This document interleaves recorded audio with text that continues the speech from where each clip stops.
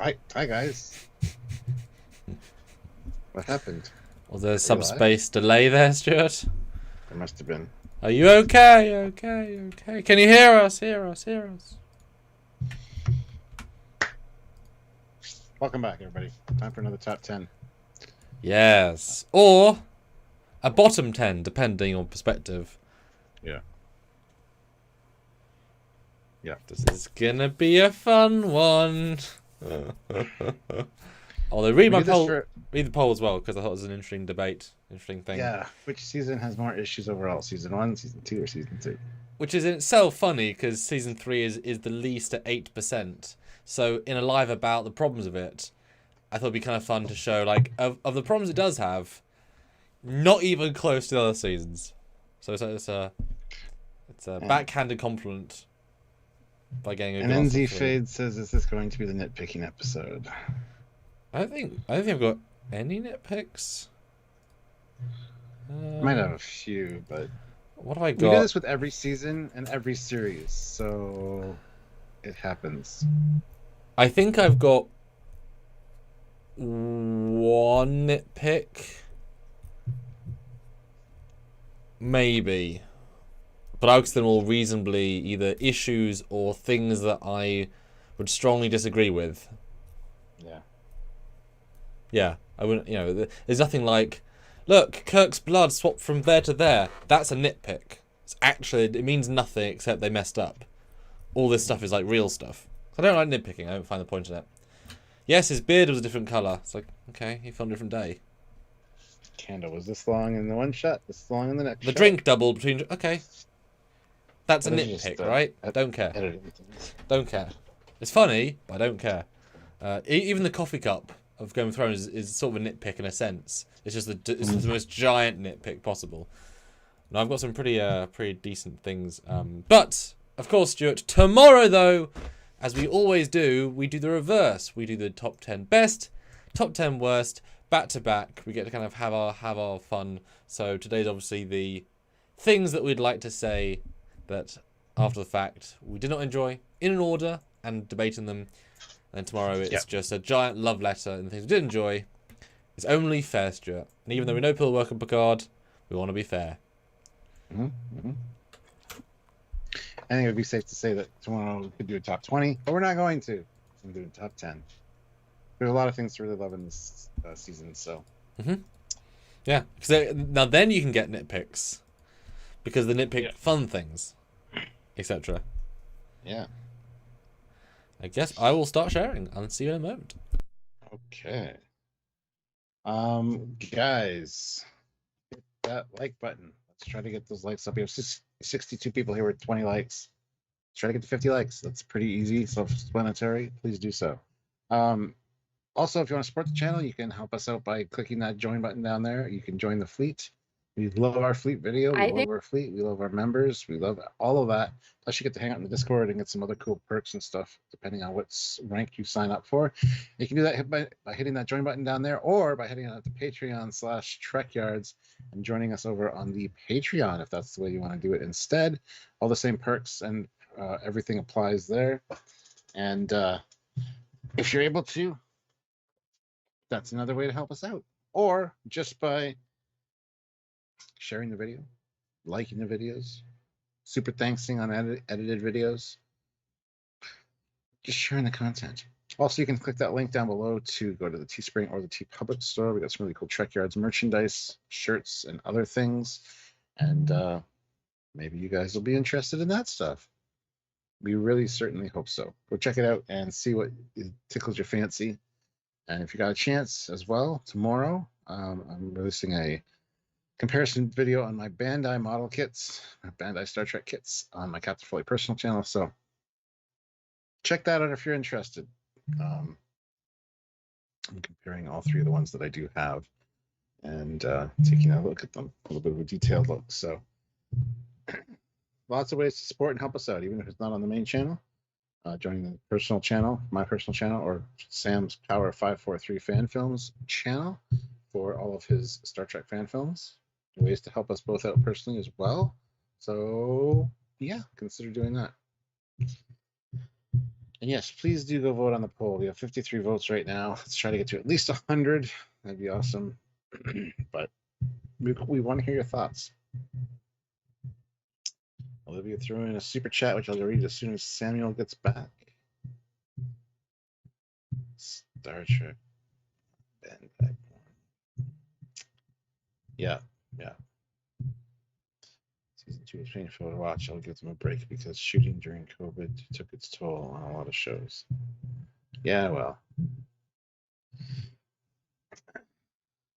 All right. So. I'm back. Olivia, $2. Oh. Finally, Samantha. Oh, wait, it's just Samuel. Well, okay then. To quote a famous guy. So, I have 2 questions for you, Stuart. Good guy. How easy was this list to do? Not super easy. I came up with a bunch like last night off the top of my head and wrote them down. Then I went looking for those things and found a few more things, and then ended up like 18 total-ish. So it was some stuck out to me immediately, which some stuck out. Yep.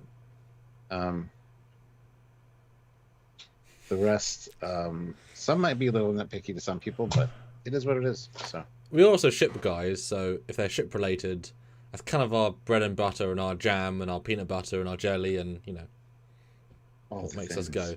Second question is, and I'm going to look at my list as well and give you an answer in a second. The fact that we know the budget for this season was stripped down, how many of your complaints do you think are because of budget? Which I think is an important thing to caveat, because I'll give you the same answer.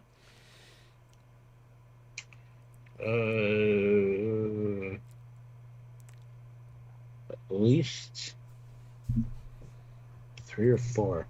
Yeah, because that's a caveat, right? They may have had if they'd had the money and time, they would have done differently. But what makes it onto screen is the thing we're here to compare. If budget having a lack of was a get out of jail free, then Star Trek 5 would not be reviewed as poorly because a lot of the things are because of budget. But people still complain, and you might argue it's not because of the budget problems. But if he had more money, the things that made on screen wouldn't have made it on screen, and therefore the problems you have would not be there. So if you can complain about Picard or Star 5 or TMP or whatever, you can complain about Picard for the, not ideal, but it's still a problem on screen. Tom Casey, $5. Look what you guys do. Keep it up to great. Love what you guys do, I'm assuming. I would assume so too. But thank you very much, Tom. We will endeavor to do so. And NZ Fade says, if they had no budget this year with a budget, why did they do a copy paste fleet of ships previously? Because they had 7 days to make that entire sequence. Yeah. And also extra. So if they had budget, they'd spend it right at the end and they had a week. That's entirely why. Where versus this team was like, we need ships. Let's not do that again. No. We're gonna talk to people day 1 so that we have ships ready for day 150, etc. I guess I'll go first as Stuart because you went first last time. Although in fact, I'll show the fleet video because you can do the spiel about or done that about. I kind of did that during the whole you sharing. Okay. Yes, join the channel. Look at the ship. Where are ships? Anyway, okay, cool. So, well, I should probably line up my number 10. Oh, and also this was actually kind of difficult to do my list. I was kind of surprised because I think I had about 16. But how they rank, I don't agree with myself in like 2 of these, but they beat other things. So by pure math, they have to be higher. Even if I might have thought they were higher. My number 10, though, is the fact that Season 3 takes place months after Season 2, and 7 of 9 went from a feminist ranger for the last, 10 years, fighting crime, being a bagger, like a kick-ass woman shooting things. And she got a Starfleet commission, rose to rank commander, got herself on a ship, got so comfortable with the ship that she resents the captain and knows the crew. She's entirely changed her personality from Season 2.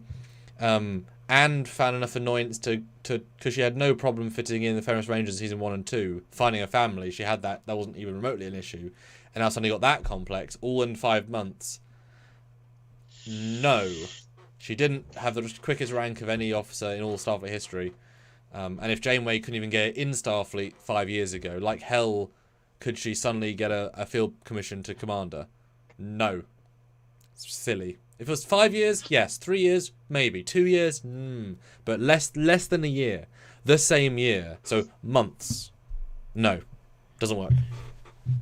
Yeah, I agree with all of that. Except I gotta say this, because someone's gonna bring it up. The time served on Voyager definitely had earned some cred. To get to Commander, she was on Voyager for how long?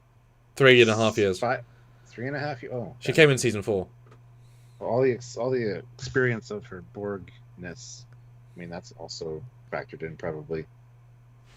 Yeah, I mean, but yeah, to rise that fast to captain, yeah. Oh, and captain, yeah, she's captain from not in Starfleet. Yeah, you're right, not in Starfleet to captain in less than a year.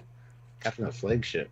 Jesus Christ, yeah. I mean, Data, an android who could do everything, took him 30 years to be a commander and then get killed.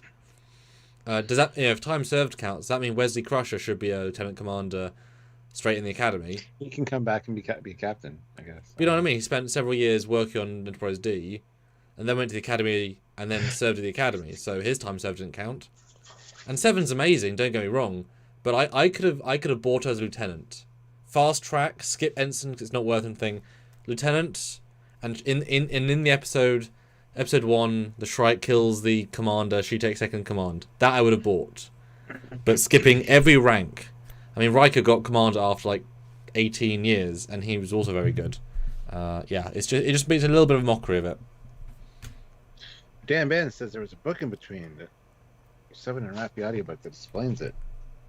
Okay, Dan, how does it explain why she skips every single rank and 20-year career?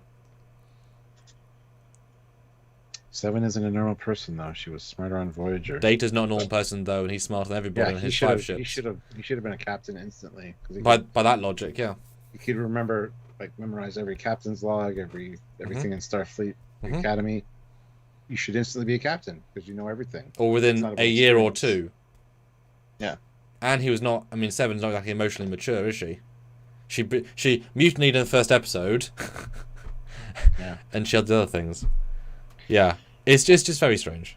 Very, very strange. Paul DeAndrea throws in $5. Here's a good idea. Take the budget from Star Trek, Starfleet Academy, and put it towards remastering DS9 and Voyager. That would get more fan reaction. Yeah. That's a great idea. Yeah. Slim Jim Slim throws in $2. Thank you. How much input control did Patrick have in seasons 1 and 2? I mean, season 1, season 1, season 2, season 3. Quality, well, it didn't get changed, but yeah. Yeah. Bryce maybe, but at this point, if anybody does anything cool, you instantly get promotion. Like as a chain of command, captaincy isn't just or commandering, because clearly 7 of 9 in the episodes, she isn't there. She isn't doing science, tactical. She's there to take orders from the captain and deal with the crew. So she skipped all of the ranks of doing the job and went straight into the personnel job. To this point, not being a field person. Now, maybe she was a Famous Ranger commander that ran stuff, but I don't think... It's like saying, well, you were in the Marquis for 20 years. Let's make you straight into... Well, again, Chakotay, but that was a little bit different. But yeah, it's like, imagine if Chakotay came out of the Marquis and said, I want to be a captain. It's like, you weren't a captain when you joined... I was a captain of the Marquis. Yeah, in the Marquis. So... As in, straight after. It's just odd, because it means there should be lots of captains that are super young, and it Yeah. Exceptions are only so good. Like I say, she'd been a lieutenant, the commander got killed, she second commanded, perfect. And then you could say, there'd be a dark scene, last episode. Well, 100 of our 300 captains got massacred. We need captains. You're a captain now, 7. But then it would make her look like she was not a diversity hire, but like, well, we need somebody. Like it would take out the steam because she's put in there because she's the only one left who's alive versus talent. So they couldn't say that, even though clearly she's a captain because all the other captains are dead. Yeah. Matt, yes, because they're in the Delta Quadrant. They weren't doing Starfleet, they were doing I Need Someone to Serve. That's why they're clearly a radically different thing. With 137, and also her commander got killed in the first episode. He made sense to replace, and it was a sign of peace, and it was a sign of respect. So, yeah, not even remotely comparable. Two crews coming together, so both top people were. Yeah. Bigger ship got the bigger captain. I'm sure if Chakotay, it'd been the reverse if Chakotay had the other thing. It's just odd. It means that, you know, if I suddenly wrote a scene where, you know, one of my characters was 20 and suddenly became a captain because he did amazing 2 years, it's like, oh, wait, seven became captain. It's like, oh, right. Yeah. You know what she should have done, Stuart? Just been in Starfleet the entire time and just not do Famous Rangers. Yeah, exactly. Because that's clear what season 3 was doing. It was ignoring, like, we're just going to not... Which I agree with. Just... Yeah. Damn you, season 1, season 2. Chazaros, $10. I don't think it's a smaller budget. First 2 seasons took place on sets like La Serena or the Cube or the Vineyard or LA. This season, all on Titan and the Bar. Also, the Bridge for the D looks very expensive. Well, it was. You say that, but season 1 also had the ladies' apartment at the start of the season. It had the multiple vineyard sets, including exteriors, which had to fly and go do. It had the giant complex at the end, interiors and exteriors, including prop building with like the giant beam thing. It had, well, it's way more vineyard sets. It did have somewhere. I don't have another location. Oh, yeah, Raffi went to a hospital they'd build. That was just a set of scenes, right? They had loads of random sets throughout. And season 2 had a lot of location stuff, but that had a bigger, lower budget too. It was a much, much smaller budget than season 1. Season 1 was flushed with cash in comparison. Mm-hmm. Absolutely, yeah. All right, your number 10 then. My number 10 is pump action shotgun. I mean, a pump action phaser rifle. Okay. A little nitpicky maybe, but when I started to go back and rewatch, I'm like, oh yeah, that annoyed me right out of the gate. Yeah, the first 12 seconds you're like, number 10. And it's never explained again. There's the ashes. Like, ooh, do you ever see anything get ashed like this? I thought it was her like ramping up the firepower of this thing. And then also the shots on the side, like literally like a 12 gauge shotgun, because there's like 12 little red lights, and she runs out, and that's like battery packed, depleted. It's like, really, that's not how phasers work. But just the pump actionness of it, I hated it. And even though when you look at the screen caps, it's got like a shotgun look with the way the beam comes out. It's very like, it's not a beam. It's kind of like a, I don't know. It's weird. So yes, this is a nitpicky one, I guess. But pump action phaser rifles don't exist, nor should they.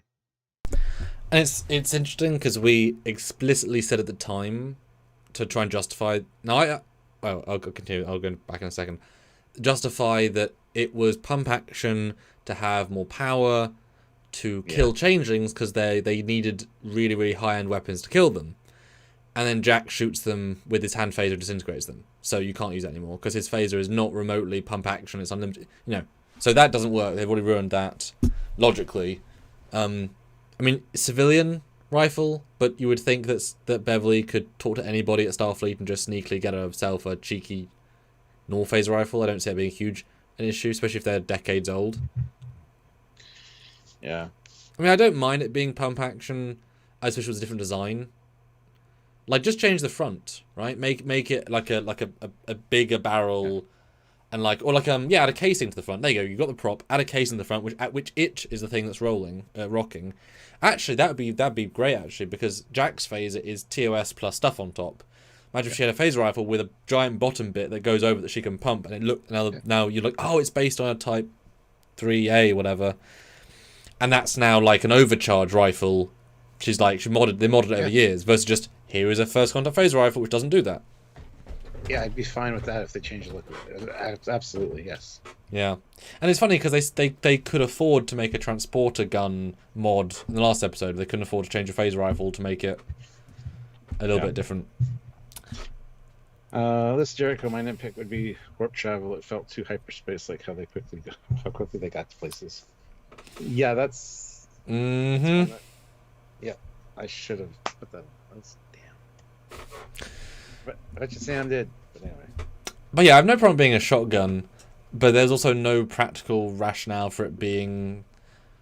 Because otherwise, she should just use the phasers that Jack has because they work, and they're smaller, and they don't run out of power after 5 shots, and they're easy to use, and you can run with them. Yep. And it would have been really cool if they'd actually built one of the shotguns from Elite Force, like just lifted it out. That would have been like, damn. That would have been great. That I would have liked. That would be a deep. I know that was the inspiration. That would have been the deepest of wonderful burns. Yeah. Yeah. Spaceport, 2 pounds. Season 1 and Season 2 will be forgot, and Season 3 renamed TNG Season 8. Mm-hmm. Yeah. Or First Contact 2, or Best of Both Worlds Part 3. Best of 3 worlds. Best of Trice worlds. Yes, Stuart. Anyway. My number 9, though, is... Remind myself what I put. That does not help. Is this? Oh, yes. And also, I'm not raising the brightness on any of these stills on purpose. You will accept them for what they are. Yeah. My number 9 is Captain Liam Shaw. Not him himself, but he's a crappy, crappy captain. In one particular way. That... he is exceptionally inactive as a captain. He proves in this season he has no strategic intelligence whatsoever. He's fun, he's witty, and he's a clear engineering captain. He is put in multiple situations where his crew, his ship is in danger, and the actor, the character, is happy to sit in his room doing nothing, or sit on the bridge and do nothing, or be captain and do nothing. Not even hint at a plan. Every other captain... you would be thinking, okay, what's Janeway thinking? She's okay. She's captured. She's thinking about a plan. You can tell he's not. He's entirely blank. He's letting things happen. He's not remotely trying to help it. He is laying his crew down every second in every dangerous situation. He's a terrible wartime captain. He should not be given that sort of... I mean, he wasn't given that role, obviously. He's an explorer. But he just shuts down in any tactical situation, and he can't deal with it. And honestly, it's embarrassing. Because you needed a scene where on the bridge he tried to like grab a guy's gun, they kick him back and he gets knocked out, just to show he's doing something. Mm-hmm. But he's really bad at that. And all of his moments of like, whoop, are like, now you do this and you do that. And he sits down. Yeah, he's got some kind of, but that's it. Yeah. And I get, because as I was going through, I noticed, episodes like 4 and 5, he's been injured. He's in his room sharpening a knife. Every other captain would be on a pad, on his computer, talking to engineering, working the problem, trying to help the scenario. He's happy to sit down and do nothing until 7 comes to talk to him. That's his ship and his crew, and he is so uncaring about helping them. It's radically shocking. He wasn't even on the bridge when they left Space Dock. Like, like he doesn't seem to care about his ship. Yeah. So yeah, I see what you're saying with that. And Terrence, the guy survived all 3 of them. Let's cut some slack. I mean, don't give him captain then. Yeah, if he's not gonna. Yeah.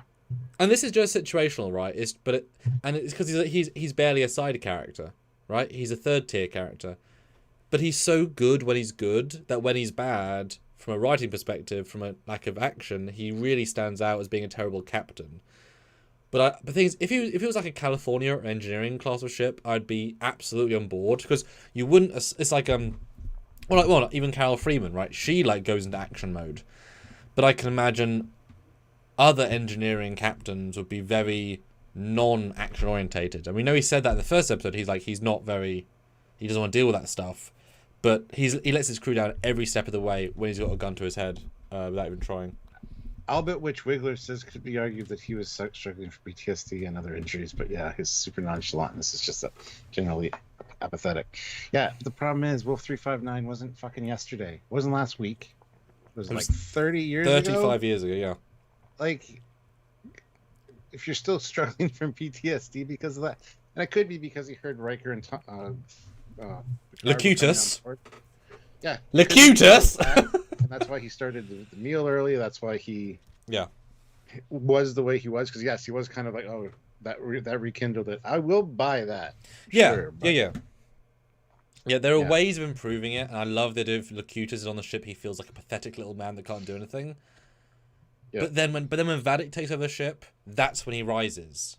He gets beaten up, like he would get or stunned or even killed, right? But if he has PTSD from any combat situation, he should not be captain of a starship. That would be a psych profile to the point of he would not be given a command. Because you never know when you're dealing with fighting. Ever. Yeah. And Rocco, $5. I thought they said a few years passed since season 2. Raffi made it into Starfleet Intelligence. No, a couple Same months. Year. Yep. Both 2 to 3 months, I think they said. I mean, season 2 takes place. We thought a few years as well, starting out. So. Oh, yeah. It was sort of promoted 1 year and then it wasn't. Because remember, season 2 takes place in 1 day. Technically, because it starts, they have an adventure, and it goes back. So it only takes place in 1 day. So it's quite fun like that. So if that was January, then it could still be 8 months, right? But it is still months. Yeah. Yeah. All right. That's your number 9. My number 9 is... Who's Laris? Forgetting all about Laris. They had her... If they're going to do that, don't even include her at the beginning. This whole beginning scene with them talking and her like kissing he was going to leave to go on her adventure with her, and you know she says, speaking as a secret ex-secret operative, yeah, this person is asking you for your help, like you're the only one she trusts, and then she's like, shit, you have to go. And I think she kind of realized there that he was going to be gone. He's like, I'm only gone for a few days, or more than that, she says. So they needed a line. They needed something at the end of the season to say, fuck Laris, done with her, or Laris is at home. You know, like there's nothing. It's just this opening scene, which needs to finish up at some point. Don't establish this and be the first part of the season, or the first part of the first episode, and then just not do anything with it. Not even a mention later. It's beyond silly. So that really annoyed me. That didn't work for me at all with her not coming back. It was on my secondary list, and I didn't. It was never going to make my 10. But you made a really good point there. Why even have her at the start? Exactly. That was actually the biggest mistake. And focus so much time on that like the two of them early in that first. And episode. they're nice scenes. They're lovely scenes. They're well done. Scenes. Yeah. But now they feel less than pointless. Yeah. You know. Yeah, because the only thing it establishes is the Enterprise D. Because you got the painting, you got the one on his desk, and Geordie that knows Geordie still, but that's not enough. Yeah, exactly. Yeah. Oh, and Dan says, how much younger is Picard than she? Well, Picard's like 96. Laris is like 100 and something. Yeah. So not sure. She looks a lot younger, but she isn't. She's older. I think. Pretty sure. Mostly sure. Anyway, yeah, and the thing is, and this will be later on, we should have got through Nebula quicker. If they'd skipped all the Laris scenes, can you imagine if the first scene was chirp, chirp, chirp, chirp. What? Yeah. A message. And that's pre-titles. Beverly's message. Cut. Sergeant Picard into the Bald Riker. Skip the first 15, 20 minutes. Straight into that. With a hell of a cold open. Like, oh my god, hell of a cold open. And you could have got a significant amount. Maybe end on, my name is Vadik. At the end of part 1. Like, skip the 20 minutes. You really did not need them in the grand scheme, for sure. Or, you go the role reversal. You know that Beverly's going to be in the season later, because you wrote the season, and you're going to have Laris and Picard not be a thing, and say, it was never going to work, Laris, because my heart is with my... Now I'm looking at these ships, I realise my heart is with my previous relationships that I squandered, and I wish I knew where they all were. Like, you could... And she says, I'm sorry it wasn't going to work out, Picard, but if you ever change your mind, I'm going to be on, like, Terra 7, right? You could have... But having be so in tune, You know, I mean, is Picard cheating on her with Beverly? I mean, I don't know. You know, a lot of grey there. Yeah. Yeah. Definitely could have been handled better. Or handled. Yeah. Wasn't One of handled. those things, you introduce it in the first act, you're going to use it. So use it. Well, that's going to be part of the retrospective rewatch for our Drunkyards of the weekend, is will it actually work? Once we get through it, will those things stand out even more? Because they felt important at the time. Yeah. NZ Fade, Picard had been with Laris for a couple of years at that point, right? No! She'd been with Picard for a couple of months. At most, if you take the end of Season 2 to the beginning of Season 3, we think about 3 months. So 3 months of dating. That's it. Which is why you can accept they don't stay together, because it's such a small relationship. No NZ Like I Fade, said, he seems fine. Like I said, just include her at the last scene on the shuttle. Just have her standing behind Picard, have her hand on his shoulder, and then when the reveal of the Enterprise, he can like do his little reactionary thing, and she can give him a smile or something, you know. But it would have That's pulled. That's all you needed. But it would have pulled significantly away from the TNG-ness of it. It's like, who the hell is this Picard character we don't care about versus this is Jack and Beverly who we do care about. Like, that's the rationale. This is the TNG show. This isn't who Laris will have no lasting impression. They're both there in the shuttle with her too. There's 4 of them No, in I the know. shuttle. But then you take away the number of lines everyone can have. You want this is the family unit. I didn't say she had lines, did I? Just her hand on his shoulder and a look. All you needed to establish So that the they're data still together. approach. They're still together, and him and Beverly are friends again. That's all you needed. Just her standing there. But I guess then you're committing they're together, and Terry didn't want to go one way or the other. It's like, let the future, or me in the future, to decide. That's silly. Well, you know, you don't answer every question necessarily, because if you've only got 6 minutes, you've got to answer every question. They're going to be badly answered, aren't they? If you leave a few things open, you know. Interesting. All right. Any super chat thoughts, guys? Let us know. My number 8 though is, and this is a fun one, I think. Season 3, episode 1, the big end twist almost. Raffi watches the portal weapon destroy an outpost. The portal weapon is attached to the Shrike, which fires it from its deflector thing, or from its tips. Where was the Shrike at Metalis, the other side of the quadrant, and why did no one see the Shrike in orbit firing an orange burst at the planet? Because my guess is that there were multiple ones, because I think there was one on each tip of the Shrike, and they detached. So there could be smaller ones. Maybe somebody actually planted them around the thing. Because all we know is that it's a ship-based weapon that the Shrike had. I know. And the Shrike is currently at the Nebula, about to be... So this scene feels like trash now. Because Vatic didn't do this. That's not how the portal weapon worked either. And if there's multiple portal weapons, then her sentiment of we've got to remove it, and the sense of, wow, we've destroyed the portal weapon forever, becomes meaningless. There are multiple devices. And if this doesn't need a ship to activate it, then it's a ground-based portal gun that just some guy can fire. Or it can be a bomb that you can place. That's not how the thing was... and why even have this scene? Retrospect. Why have it? Yeah, I have things to say about this. Just say off camera, there was an attack 3 weeks ago and Thingy is dealing with it. Yeah. This entirely does not work as the portal device. And just like the portal at the end of season 1, if this is a thing that exists still, there is still a portal gun out there that you can not fire from a ship, whatever. Yeah, it's just, it doesn't work now, just structurally in the season. And it felt cool at the time. Doesn't work now. Yep. I agree with that. This tie in something that I have to talk about later, but... And also, why even bother? Why even bother trying to pin things on criminals?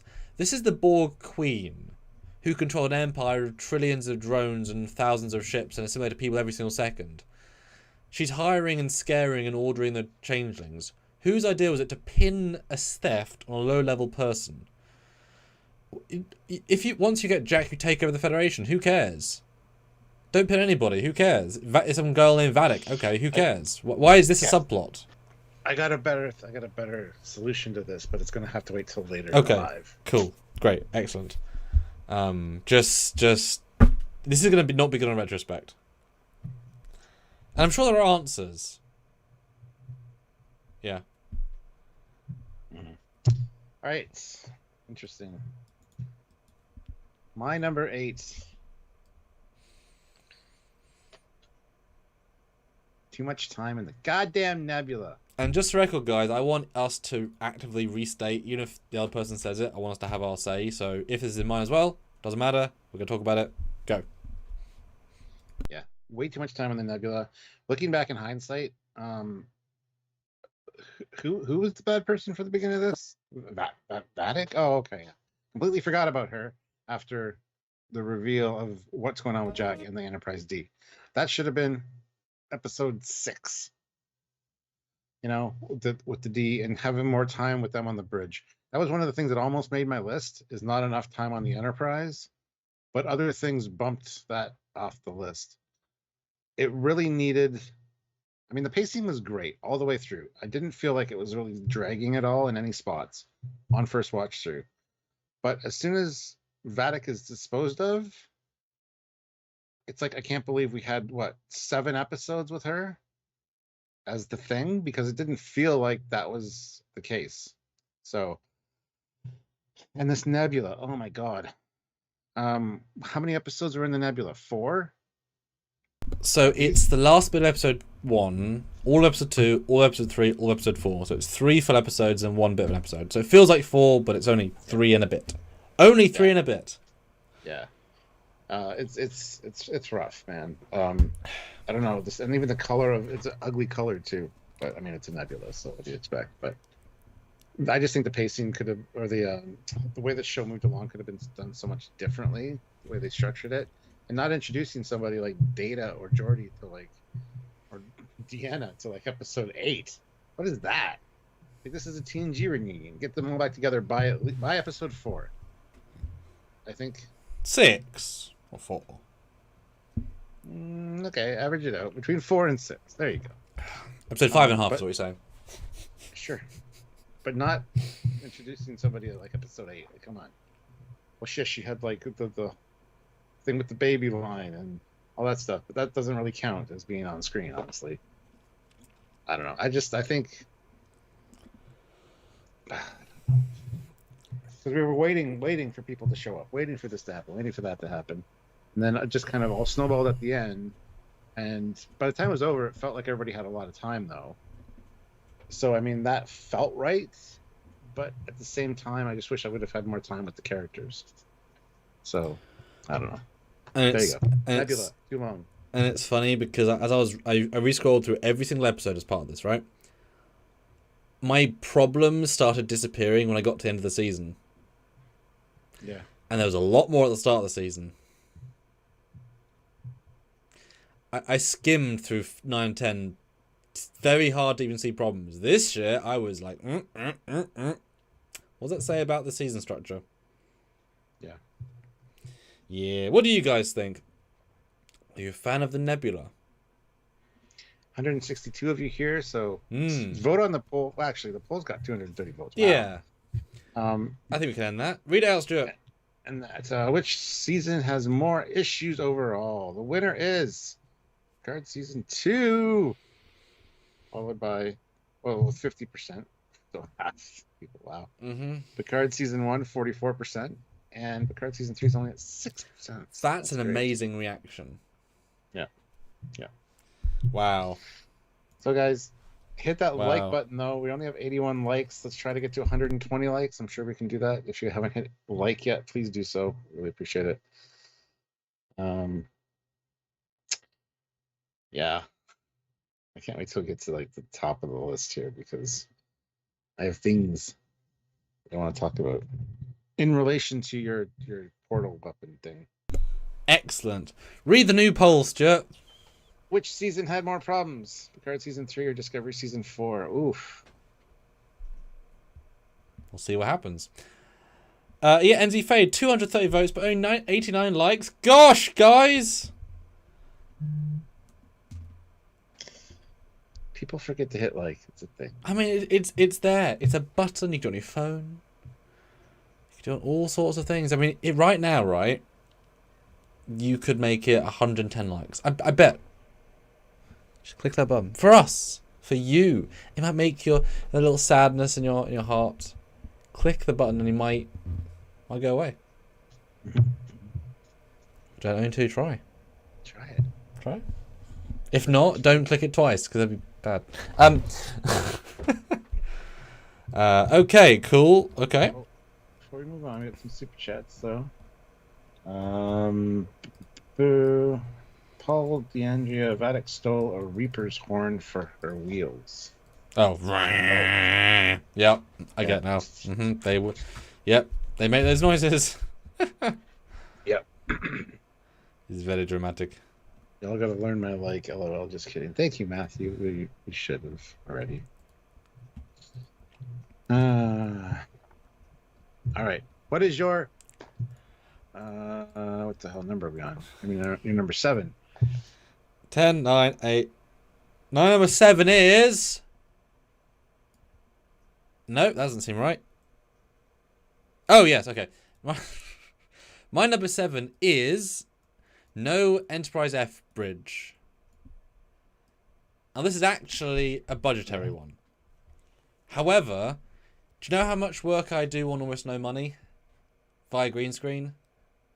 So if it isn't a case of no time, no money. It's a case of the Enterprise F. Each Enterprise had a big, bold, new bridge. Some Enterprises had 4 or 5 bridges. Every movie. And yet, all they had to do on this bridge was put a green screen behind her on the set they were on, just to get natural lighting. Put a green thing behind her. She doesn't move. The camera dollies in a bit. Put a digital bridge that's just that slice, have it be a bit more bold. You're done. To give it an actual bridge. Because now, the last 2 Enterprises have the exact same bridge. Mostly. The Titan and the F. The F and the G, which doesn't feel right anyway, because the Titan's years old, and maybe got a new bridge module a few years ago, but it's like, no, it's silly. So not to give just a damn green screen bridge.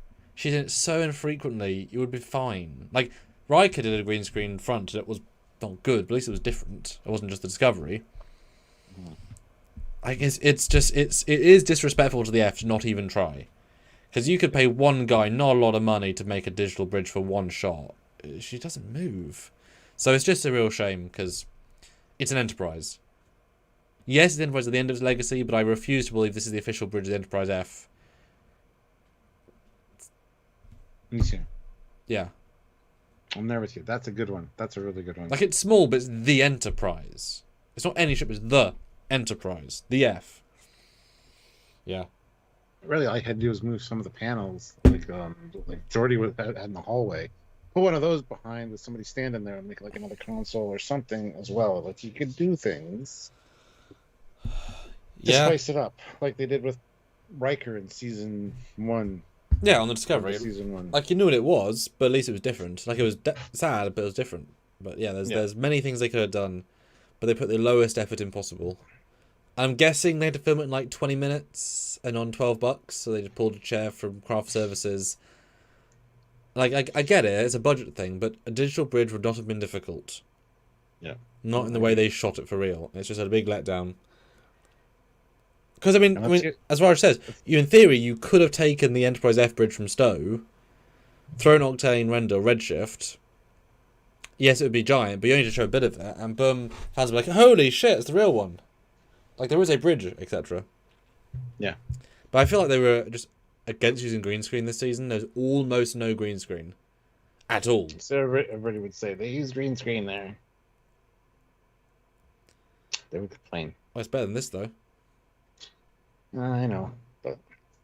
Plus, you could, I mean, if you plan it well, you can make it look photo real, just, like, she doesn't move.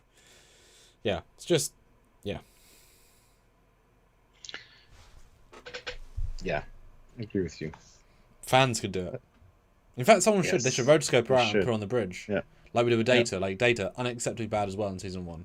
Like, hairline. Like, guys, come on. All right. Let's go to my number 7. My number 7 thing that didn't work for me was Shaw's death. Yes, I get it. It's a great story point. We got to know this guy, but I think it was a mistake. You don't have to kill off all your great characters. And they have a history of doing this, unfortunately. But okay, this is a list of things that didn't work for me. This didn't work for me, and it's on the list. Not saying it's bad. It was well written. It was well done. Great character development. Good moment. Everything about it was fantastic, except it didn't work for me. I wish they just would have kept him alive and get a captain from the beginning of a season to the end of a season without killing them. For once. Don't introduce good characters and then not use them. And I understand it ties into your point of he didn't do anything. It almost felt like he just wanted to just kind of coast through. But I don't know. I wish a few things would have been different with his character overall during the season, but this just kind of sucked. It's also, the firefight stops while he's dying. The Borg who need to kill him stop. Yeah, it's like it's just bad placement. Yeah. Not much else to say about it. It's just one of the things that really annoyed me and didn't work for me. And it would have been better if he had died in the Vadic scene, as I said earlier. If he'd had some grand trying to take over the bridge and got shot for his trouble.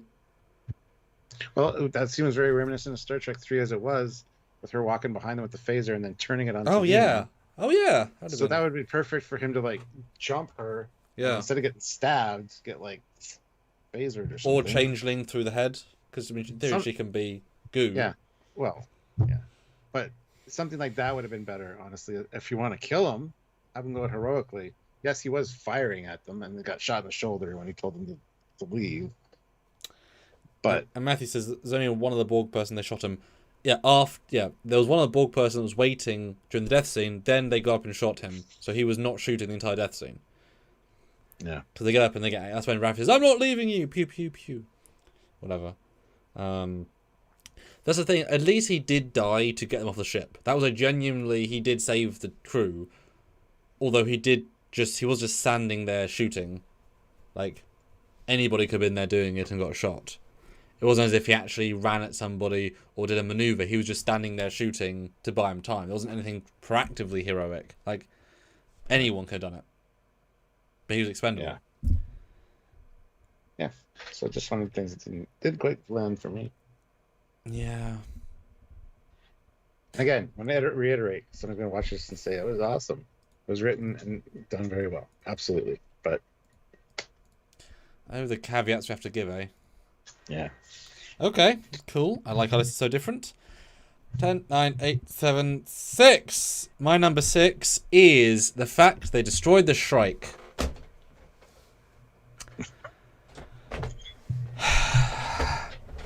Look. The Titan was a light cruiser with only a couple of photon torpedoes and a skeleton crew which just got massacred by Vadic's men. They should have under 15, 20 people. The thing is damaged from the fight with them. It's not in a good way. And the next thing they're going to do is go to Earth to fight the entire fleet. Right? Maybe you take a ship with more than one weapon system, or 2, or 5, or 10 weapon systems. And you never know if you warp in and go... Vroom, it might scare the enemy as well, right? Because that's what it does. It warps in and it makes a giant noise. Think how useful that portal gun would have been when everybody's... Well, they already lost it, though. And the whole fleet is firing at Starbase. Just all the phaser blasts just go somewhere else. Man, that would have been the best payoff if Vadic had taken it back again after the Battle of the Nebula. And they said, oh, the portal gun's still on the ship. That'd be good for the final fight. That'd have been great. Yeah. But no, this ship is really powerful to the point of it's scimitar capable. Easy buy could take on the F. No question, right? At least in the weapons they say, if they're all true. Now, obviously, you could argue, how are they going to gain access to it and control it? One, they gained access to his computer and downloaded all its systems. So his computer was not secured enough to be hacked. So that's first of all. Second, Kirk nicked a bird of prey without any effort whatsoever, as in to fly it, and Gul Dukat need to bird of prey without any issue flying it. So we have precedence of you can nick a ship and no problem flying it. I don't think really that Vadic feels like the so arrogant she wouldn't lock her systems, because who would gain access to my ship, right? Just like the Klingons, whatever. Yeah. So, like 2 ships, and then you could have sacrificed the Shrike in some giant battle, or you would have made, you know, you could use hollow communications, pretend to be Vadic. You know, you warp in, you have Vadic hail every changeling in the fleet. The plan has failed. We're gonna stop. Like, there's stuff you could have done there, but just destroyed the more powerful ship without any changelings on, because I already killed them all, at least in theory. It just seems like a stupid thing to do. Like, they were walking into a worse situation. Even just as target practice, have it warp in and be, you know, there's a great scene, Lost in Space, the 3rd season, where they bring 2 ships in, one's a decoy. That's it, it's all it serves, but it helps them live. So if this ship becomes a decoy, yeah, it just feels really stupid. No, it's fine if changelings were taking back control, they're raising shields, fire everything! But there wasn't. They killed them all. It's fine. Yeah. What do you think? I'm kind of happy they destroyed the Strike. Honestly, I was sick of looking at it. Yeah, but I totally get what you're saying, and yes, it would have made that final battle with on Above Earth much more interesting. So, or you could have had it warp into the Borg cube and do something really cool. Yeah, maybe Raffi takes the Shrike and sacrifices herself to destroy the Borg cube. With all, you know, maybe this thing goes into the middle of the cube and fires everything, and you see it launch like 50,000 cannons and kills it. Like, you could have really epic scenes with it, and it would have been more thematic. Like, we took our biggest foe, who was built, maybe there's Borg systems on it, right? And we shot it, used it against whatever. Yeah. Jason Peters says, "Who says the Enterprise is always the flagship?" Everyone. / who says it isn't? Since the motion picture, it's been the flagship. How long is that? Like 160 years? It's a long time. Regardless, anytime after the motion picture, it's the flagship. So, and if there is no Enterprise, I'm sure the honor gets bestowed to another ship until the next Enterprise is ready. The Enterprise is always the flagship. So the question is, why would you assume it wasn't the flagship, given they've all been flagships? That's the question. Exactly. It's like, why assume the negative if they're all the positive? That's like you're assuming a new paradigm. But they've always been that way. Why would you assume a new thing? Just assume the thing that's been there for a long time. It's a new way of thinking. You have to disagree with everybody else. Anyway. Yes. My number 6. Yes. Is the bird people are never really explained. Are they? Thanks, Stuart. Thank you for including that, because I didn't. Yeah. Thank you. Are they just changelings? What is with the bird mask motif? I understand the. Ha ha ha ha. Okay, did you get a discount deal at the goddamn Spirit Halloween store? And I don't understand. It's never explained. They're called shapeless and formless, so I just assume that they're changelings. They didn't have as much of a ability to turn themselves into something. Change. Therefore, they get a mask. Yes, change. I didn't want to say that though. I want to make it more dramatic. Okay. I couldn't define to morph, to reform, to organically metamorphose. There you go. Anyway, yes, these goddamn things. Why were they never explained? I thought we were going to get there at some point. The story felt like there's an opportunity for her to mention them, especially when she's talking about what happened to her. Perfect. Go off on a tangent as to who these people are. Wouldn't it be interesting if they were like Borg drones that were no longer quite functional and couldn't connect to the collectives? So the Borg Queen said, "Take these bastards." But why the face masks? Like if they just it's COVID. The face masks. Yeah, there you go. They didn't have the mask, but they had like tubules underneath that you couldn't see because they're covered in a hood that eventually gets taken off. That would make more sense almost, you know? So I don't know. These bird people explain it to me, and They don't even sound like changelings with the way they communicate. They sound like something else. So. Well, we don't know how changelings do communicate because they don't. They're blobs until they're humanoid, then they talk. There is no communication. They're in a blob form, right? Yeah. Like that's the point. They're not. They don't leave their planet. They're a blob. They're a giant blob sea. That's what changelings are. Now, I do agree with you fundamentally, but it gets doubly weird because we know that these changeling creatures, they can become goo, which means these are their chosen clothes as their body form.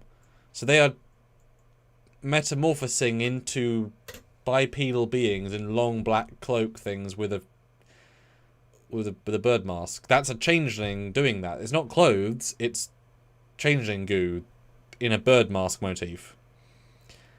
But then later, Riker, when he meets one, says, "How much of that goo did they have to pour down your throat?"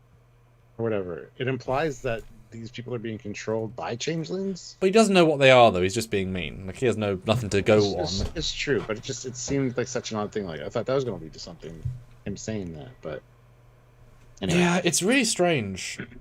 Because why would changelings use guns? They can throw their goo. They could. What are they, monkeys throwing their feces? Well, no, it's like T-1000, like one later one, so he can make his hand into a spike and throw it I don't know why they couldn't do that, etc. I know obviously Odo used a phaser, but not a lot. And also he's stronger. He's stronger than. I don't know. It's just a strange one. If you're gonna have foot soldiers, just make them the Jem'Hadar, but like a broken. Or as you said, I would absolutely love if they were changeling hybrid Borg. Like we had some drones. Mm-hmm. Yeah, we had some drones who were barely alive. We put some changeling who sacrificed themselves to be or one with them. I kind of re-amorphized them. Great, and then like I say, reveal, pull it off, and it's a Borgified face. Really good. That's a really nice idea. It's a horrible idea, and it makes Vadic the one changeling enemy, which deepens her ability set, because if they're all changelings and you have the ones that can be fully Tuvok, and the ones that are just people in masks that can shoot bad, well, why is one getting this role, one's getting this role? There's no differentiation in ability set. We know she can just make new changelings with the same power set. Why are they foot soldiers? Why aren't they like becoming goo? Like in the battle with Crusher, why don't they just become goo and go quickly on the floor? They could do that. They didn't. Yeah, lots of problems with them, in my opinion, and lots of missed opportunities as well. Like, there's so many ways that they could have incorporated them with the Borg, with the drones. Yeah. The drones were not quite all firing on all cylinders on that cube, so it'd be cool if the changelings and them kind of started working together and tried to. It's great. Yeah. Yeah. So, or like this was the Borg's attempt to nanoprobe changeling goo, and it didn't work. And like they're gonna take the face off, it's changing goo with green energy. And it's like we killed them basically. We can't keep them. This keeps them alive.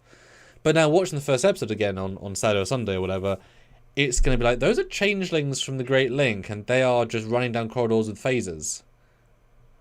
That's not remotely what they would do. Did you see DS9, the changeling that managed to stay in all the crevices of the ship and scare the entire crew and like one changeling made the entire ship on DEFCON 1 and almost killed everybody, and here you got two that running with phasers. Yep.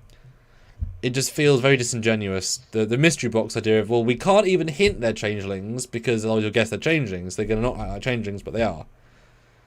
Doesn't work. Yeah. Doesn't work. Mina Haroon, $5. They started with 8 changelings into hundreds. That is probably just the inbred changelings. Say it then. Sure, yeah. And you could have added that when she said, I can make more, but it's diminishing returns. The more we make. But then by that argument, if she just made them all manually, then there'd be no diminishing returns because you need the propagation. But if she did it personally, all any of the 10, you wouldn't have that. Yeah. Weird. All right. Well, and DAO. Yeah, so they are from the Great Link because they can't make changelings. She had to recruit changelings from the Great Link and then infect them with new abilities. They're all from the Great Link. They're just changed, infected. She didn't make changelings. She converted pre-existing changelings. So all of these were people she convinced to join her cause from the Great Link. Because she only had 10 brothers and sisters or goop piles. They were all from the Great Link.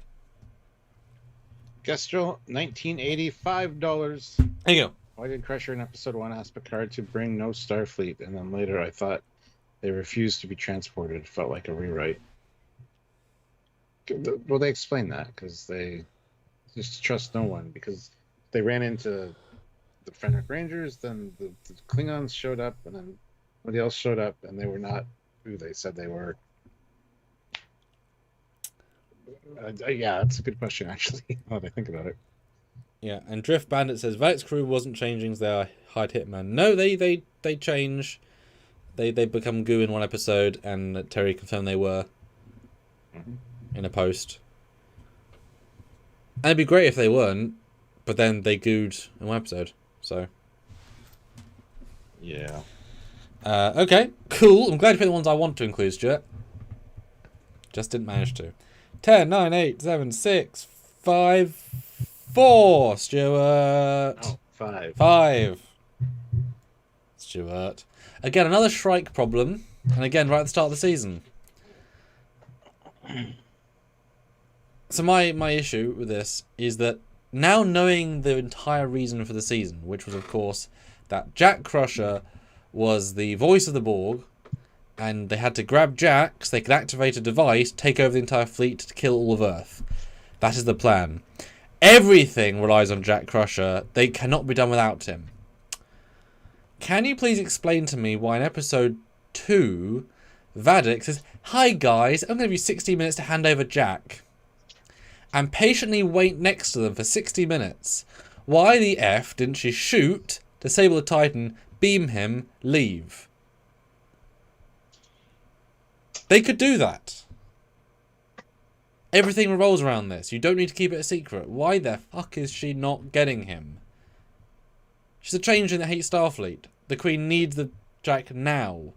Why is she not taking them on and disabling them? Huh. That's a really good point.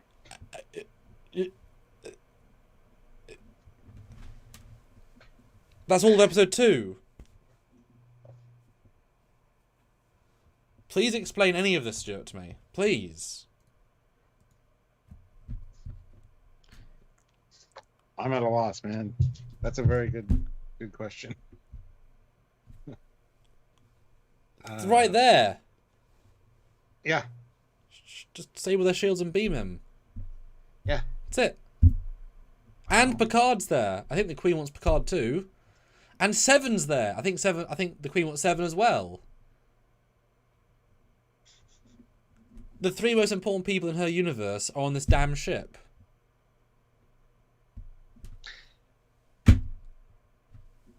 Wow, what a coincidence. Yeah. Because you can always imagine, like, a sequence, like, you know, when she's talking to the goo face, and it's like, "We have located the Titan. Good, get Jack. There is Captain Picard. Locutus! Yes, and 7 of 9. 7 of 9? We let them go. What? Fucking grab them! Well, why didn't you attack them? just a coincidence that Beverly contacted Picard. Picard answered the hail, which if he wasn't in the room wouldn't have heard the goddamn thing going off. The fact that they decided to steal the Titan, which has 7 of 9 on it. I didn't steal it. Sorry. Commandeer it. Yep. Yeah, yeah, they needed to get here, but I mean, come on. That's very interesting. That's a very interesting one. I like that one. I was just skimming and I thought, because once at the time we thought, oh, she's a bounty hunter, she's respectful, she's cool, she's like, yeah. No, she's fucking changing that hates Solid. She's gonna kill everybody. Doesn't care. There's no reason whatsoever. And it's funny, like, she even gives a whole speech about her ship. We surgically attack. We don't just attack with, like, she doesn't toy with her food. That's the whole speech. They don't do that. They surgically attack when they need to. So attack. Yeah. Now, is this in my other notes? So I have a second point to this, which either is the same point or I sent it earlier. Okay, great. So this is an addendum to the same point, but it was going to be another one, but I can merge it. Okay. 60 minutes. Why didn't she contact the Changeling on the Titan and say, hey Titan Changeling that I know's there, because there's one every ship, slash it in my database. Can you just go grab Jack, please, in the brig? Yes, Vadik! Come with me. Okay. Transport him. Beam. Okay, we've got Jack. What's the Changeling for 60 minutes? The entire point of the scenario is to grab Jack. That's the entire principle of the entire series. He's right there. There's a Changeling aboard.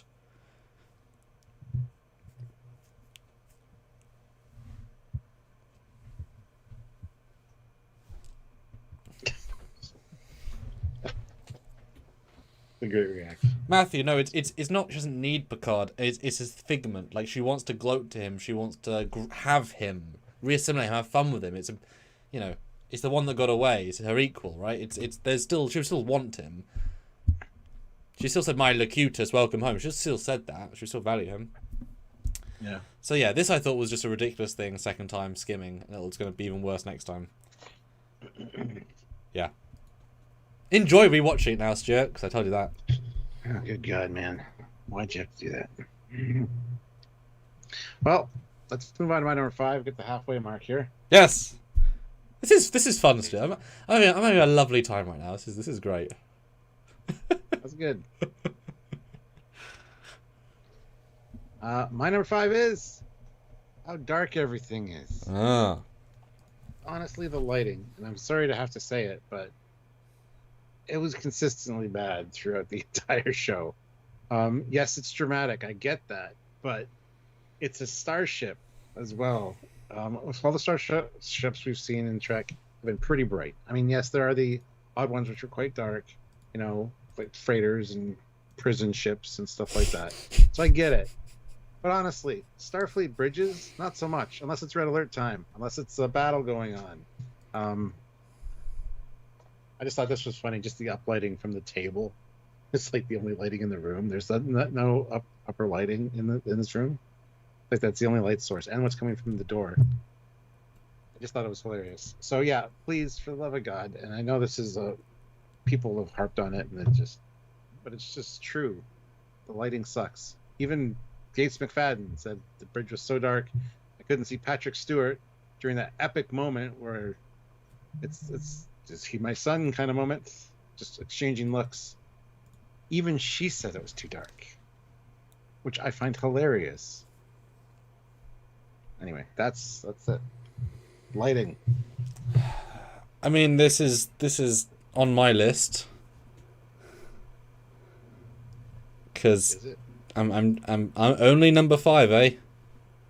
Only number 5. Yeah, I got much more bigger issues. Okay. Leading up to 1. Bigger fish to fry.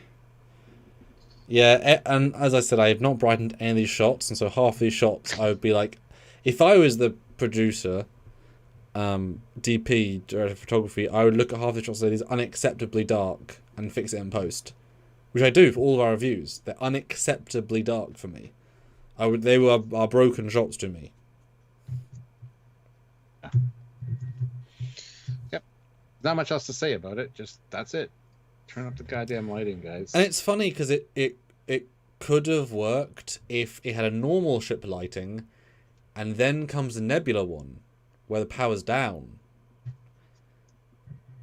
And then maybe you say, like, Vadik hates lights and she turns them down, her scene. So the 2 episodes she's from the Mirror Universe.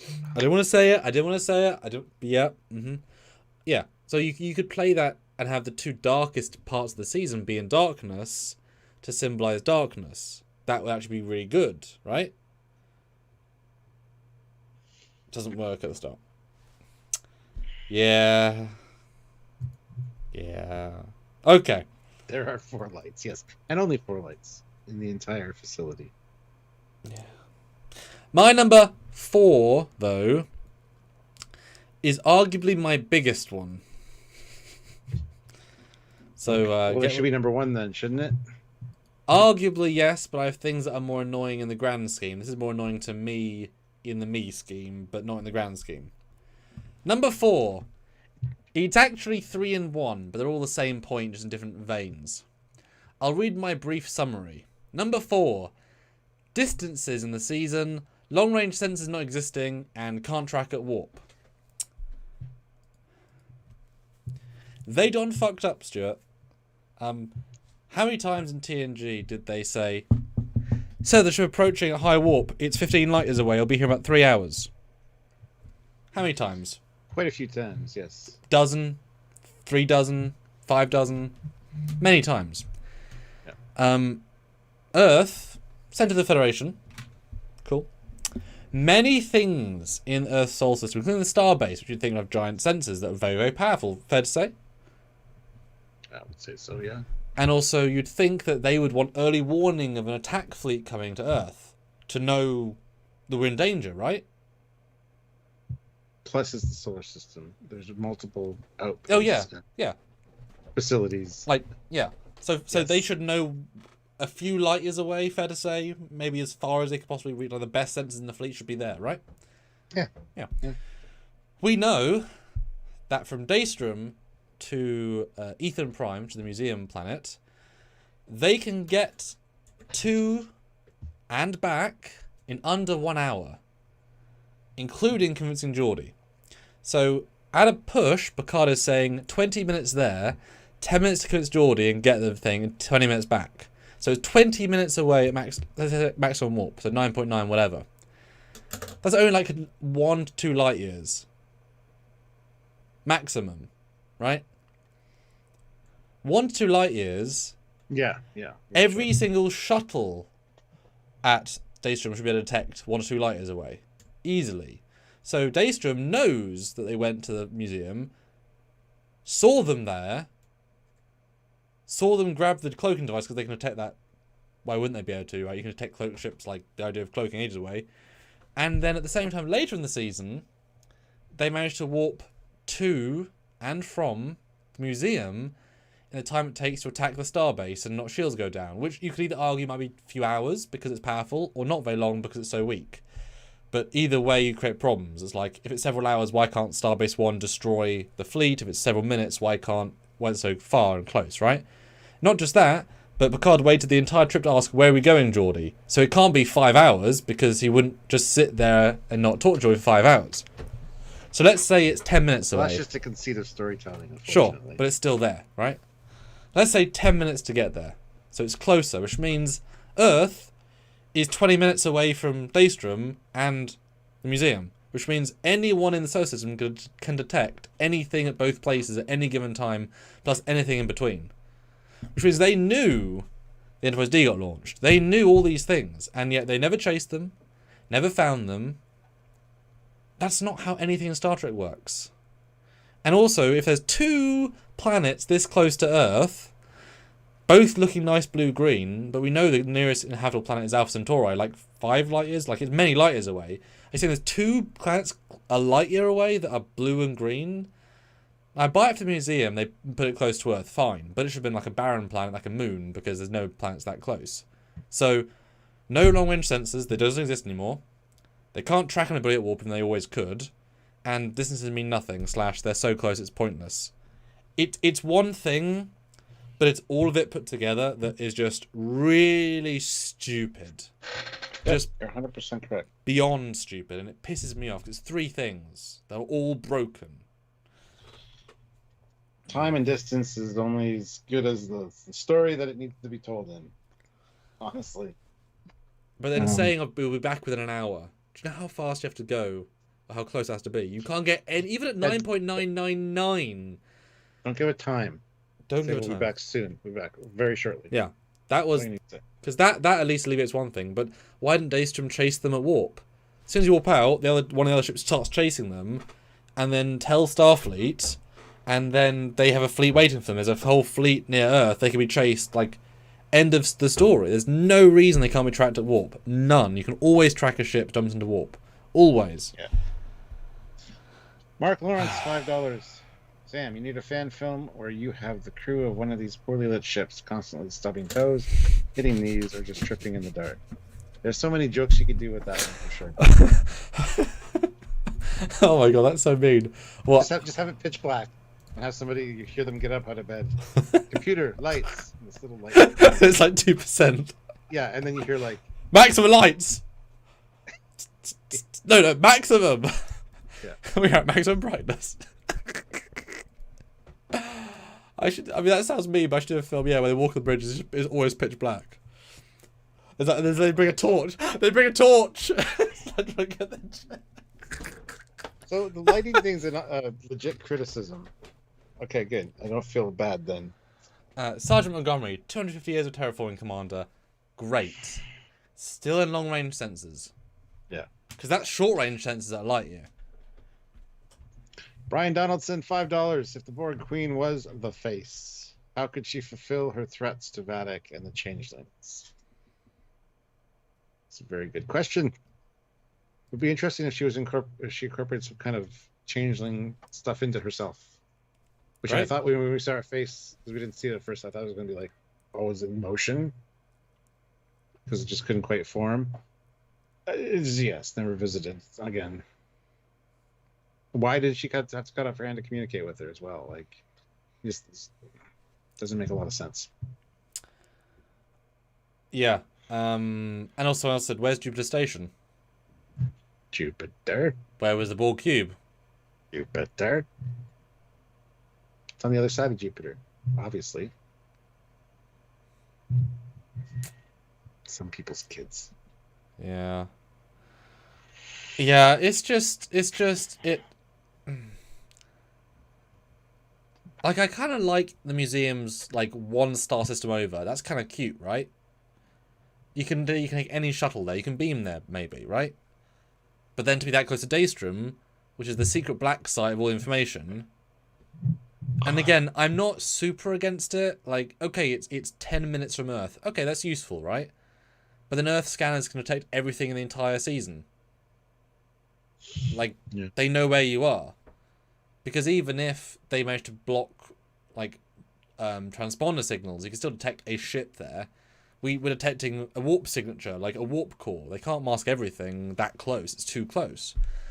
And Daystrom should have, if Daystrom's this close to Earth, they could send 50 ships to back them up. Because they're that close to Earth. They'll be there in less than 10 minutes. They could go to the toilet, come back at Daystrom. Yeah, it's just really not a good thing.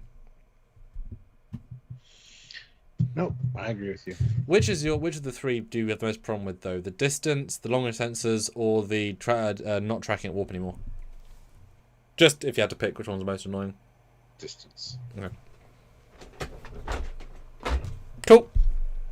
All right, my number 4. Are we on 4? We are. Yeah, my number 4 is this fucking thing. This fucking effect. Okay.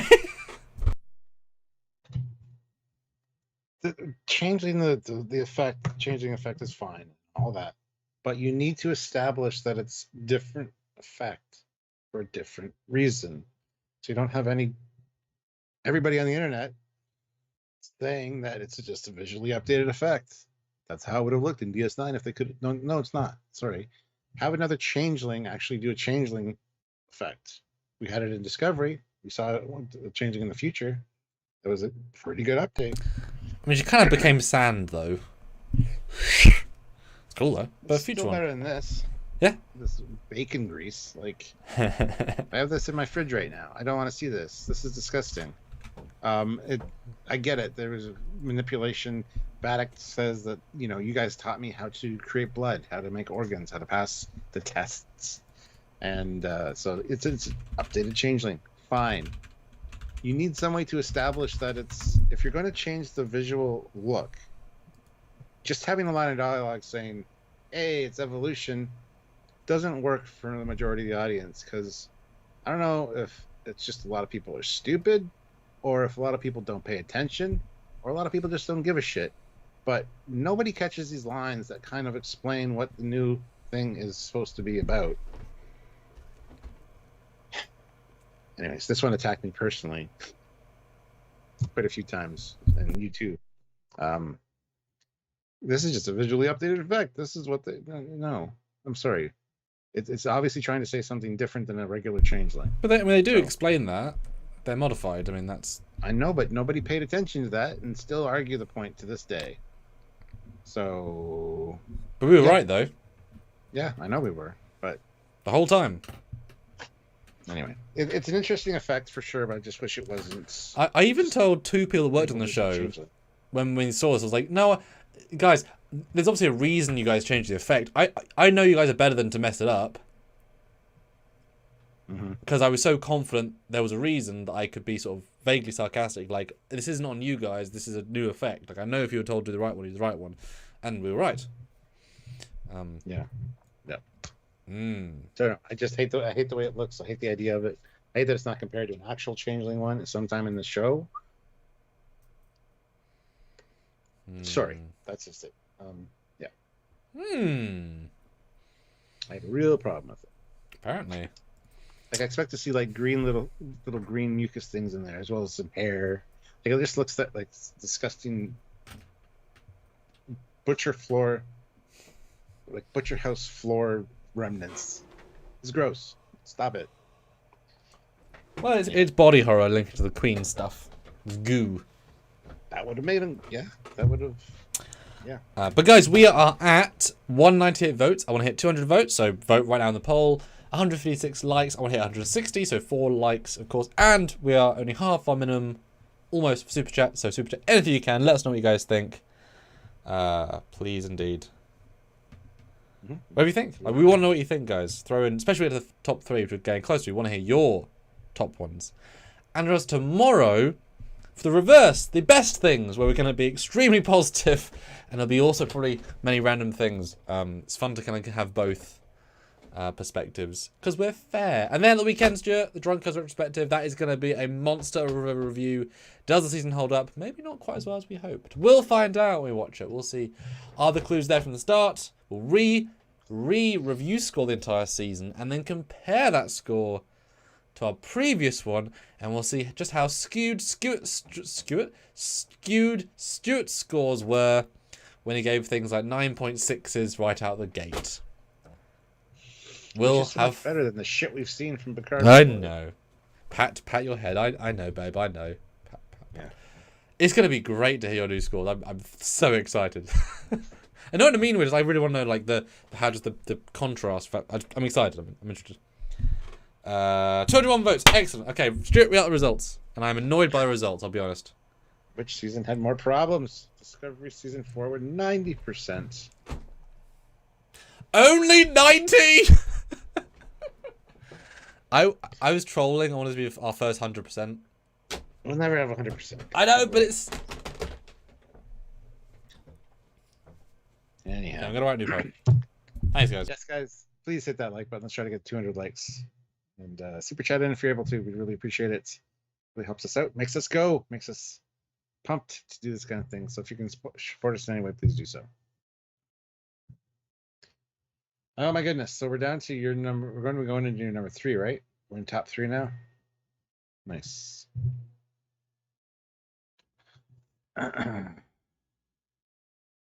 I've not seen it. I could not vote. Oh, there you go.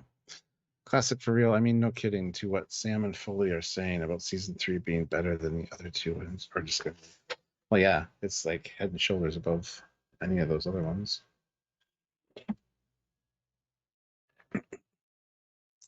Mina Haroon throws in $2. These are mutated, deformed, inbred changelings. Mutated and experimented on, yes. Yeah. Okay. The new poll is, are we finding legitimate problems with season 3? Yes, many small real problems. Nah, it's all okay. Fine. And you guys are nitpicking. Stop. Sad face. Yeah. Okay. Number 3. I'm ready. I need to check my notes. Because Special. they're not the most clear pictures of it. Spending so much time in the damn Nebula. Ah, that was my number 5. No, 6. Number 7. 7, yeah. This is going to be painful 8. on... Yeah, this will be painful on rewatch because the last 2 are so good. So good. To go back and even skim through the first 3, I was thinking, oh, Jesus. I just sense the quality disparity of of not necessarily padding, but I don't give a shit compared to where it ends. And spending over 30%, let's say 38% of your season in Nebula in one day. In a season that's meant to be the TNG reunion season about facing the Borg and the Changelings, and you spend over 33% of your season in a Nebula. What the hell are you doing? Why are you wasting everyone's time?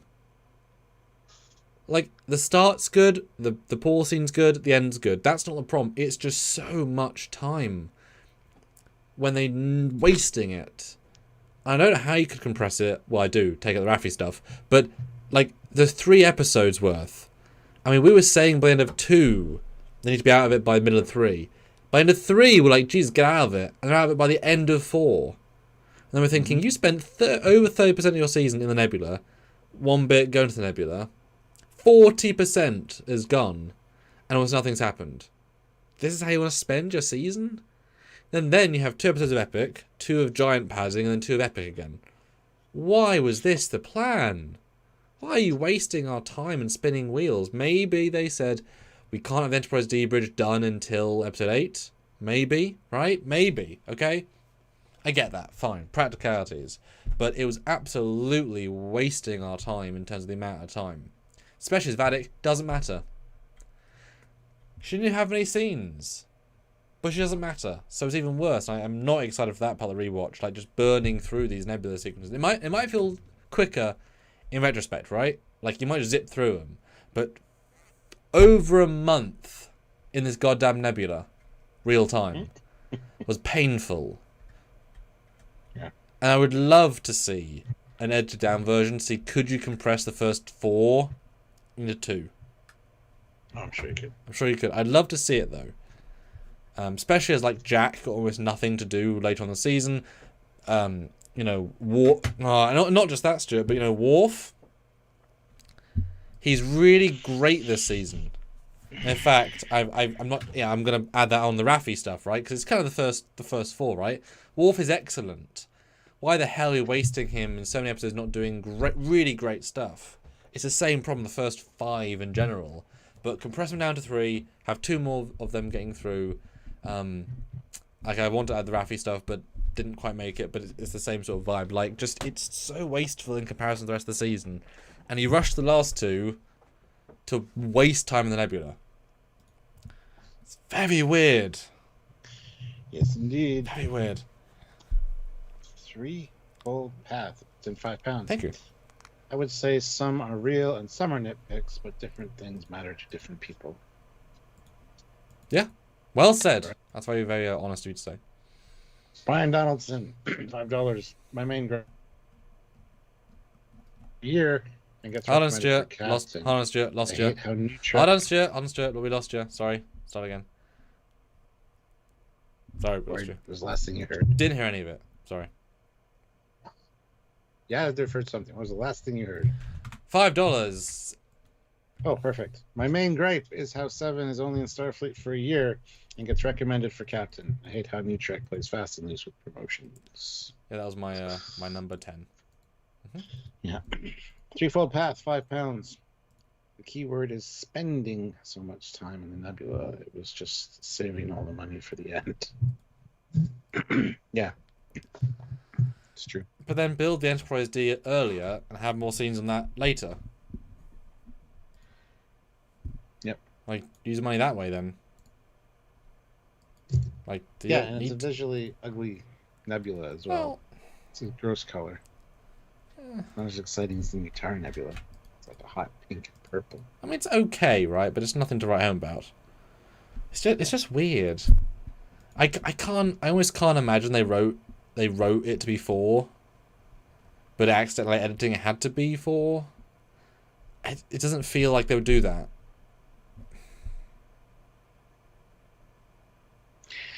Yep. Yeah. All right. Sorry, I'm still just in shock. Nebula's just gross. All right, my number 3. Oh, that laugh. My bronze. Okay, your bronze. Is Project Proteus. Basically Starfleet torture. Okay. Section 31. This ties into my second and my first as well. These three I kind of want to talk about all as one, but I can't really right yet. Just Starfleet wouldn't do this. Hi, Kavaris. Section 31 was no. I'm sorry. The fact that we have to deal with torturing of prisoners of war, essentially, that's not cool. That is not something that I need to see in Star Trek.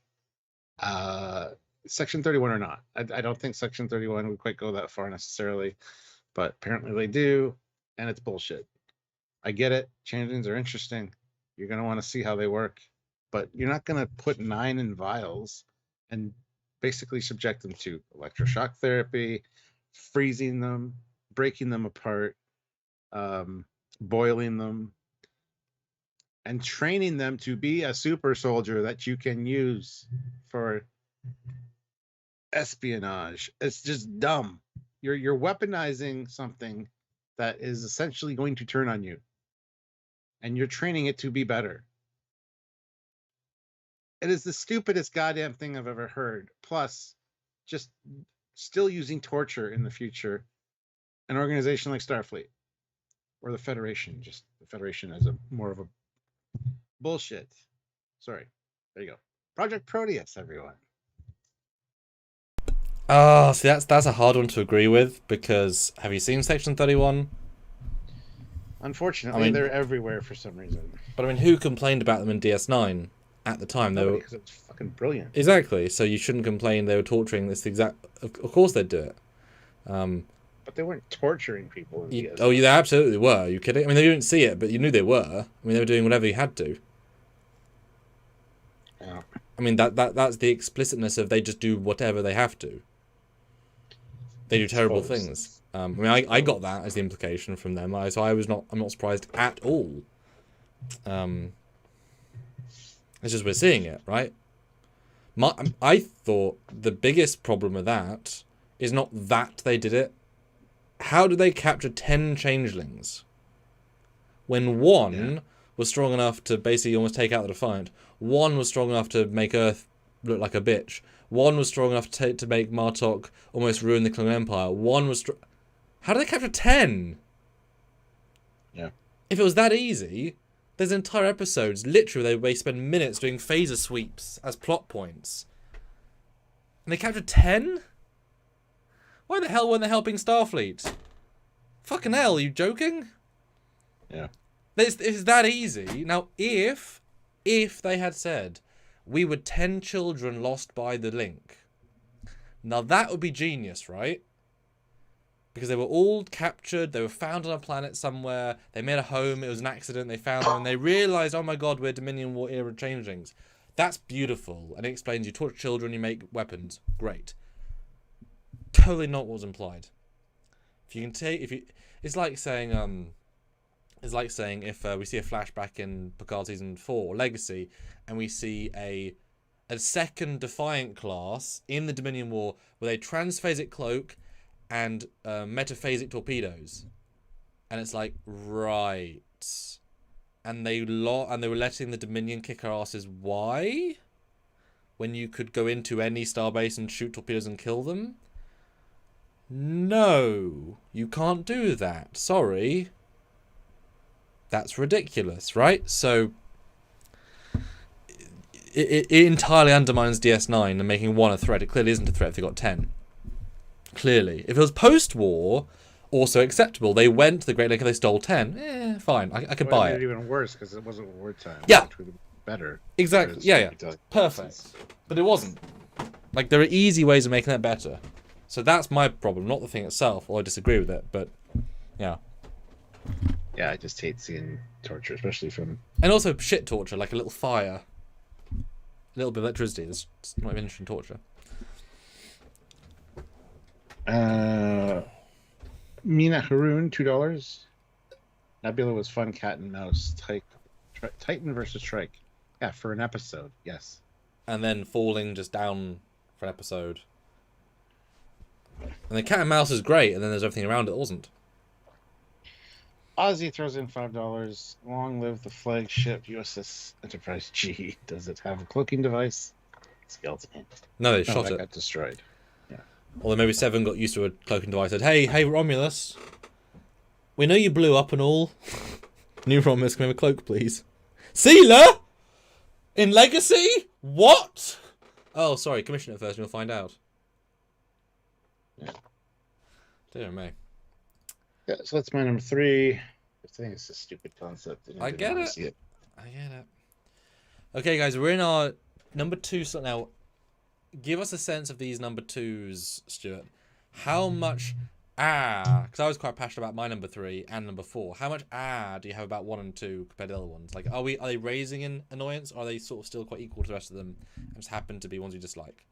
Raising and annoyance. They're very connected, 1 Okay. and 2 as well. So Okay. but for different reasons. But yes, they definitely annoy the fuck out of me. So Yeah, and I had to incorporate 3 into 1 because it's the same thing. I like for my distance one. Okay, we'll go to silver, and then we'll pause and let you guys guess for gold. My number silver. I've not changed this shot, Stuart. Look at this shot. Look how much of this bridge is pitch black. The back of LaForge's back is entirely black. The ceiling is pitch black. The lights on the ceiling are not lighting the ceiling at all. I can't even see Riker and Picard. They're pitch black. You could even see on the bloody stairs. The lights are barely even lighting the set. Most of the set is pitch black. This is in space dock as daily operation. It's pitch black. You would accept this as night mode when the ship's no one's on it. This is that level of brightness. yeah, This is horrible. And I didn't. dramatic. It's cinematic, don't you know? It looks absolutely awful. Like, and it's funny. I do think later episodes actually brightened it up, but this is an example of standard operation out of space dock. This should be the brightest the set's going to be. You can buy it for Red Alert. You can buy it for Fighting Vadic. This is standard operation. Leaving space dock. Nowhere should be pitch black on a bridge. The work center of a starship. These lights. Yes. Oh, what's that from? Oh, it's Helmet. yeah. Like, and it also makes the bridge look terrible because you don't see the bridge. And your brain sees that the lights aren't creating light. What's the point of having those ceiling grill lights on if they're not doing anything? Because they're clearly not lighting anything. Turn them off then. Have a pitch black ceiling. They're not doing anything. I mean, let me increase the brightness by 30%. That looks better. Let me increase the brightness by another 20% highlights. That didn't do much. Let me make it 150%. Wow, I can see people now. Look, LaForge. I can see the red of her uniform. You can't see that. Like, the information's there in the video file. Like, look, I can now see her hands and her uniform colour. I can see Seven's combat. Look, if I turn the brightness off, I didn't even notice that. I can't see extras on the bridge. There are 4 extras on the bridge I couldn't see because it was pitch black. I see them now. Can you imagine being one of those extras? I was in Star Trek. Oh, really, dearie? Where? Look, there, Mom. Like, yeah, that's upsetting. because if you just turned the lights on, the bridge would light itself. Like, actually had them on, right? Yeah. It's like this light is on, right? Put on lowest, I'm darker. Put this on lowest, I'm darker. Let's turn this one off. Right, let's do what they did, okay? I'm gonna do a season 3 bridge right now, okay? Right. Sure. I've got one light. Oh, power came out. Yeah, come on. I'll do it too. Hold on. All right.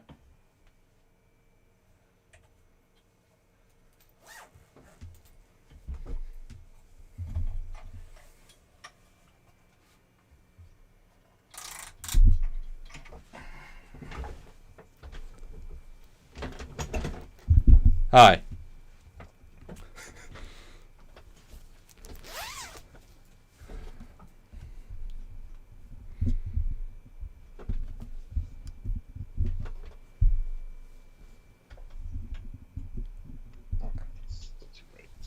Okay, I think we're now in season 3 lighting, give or take.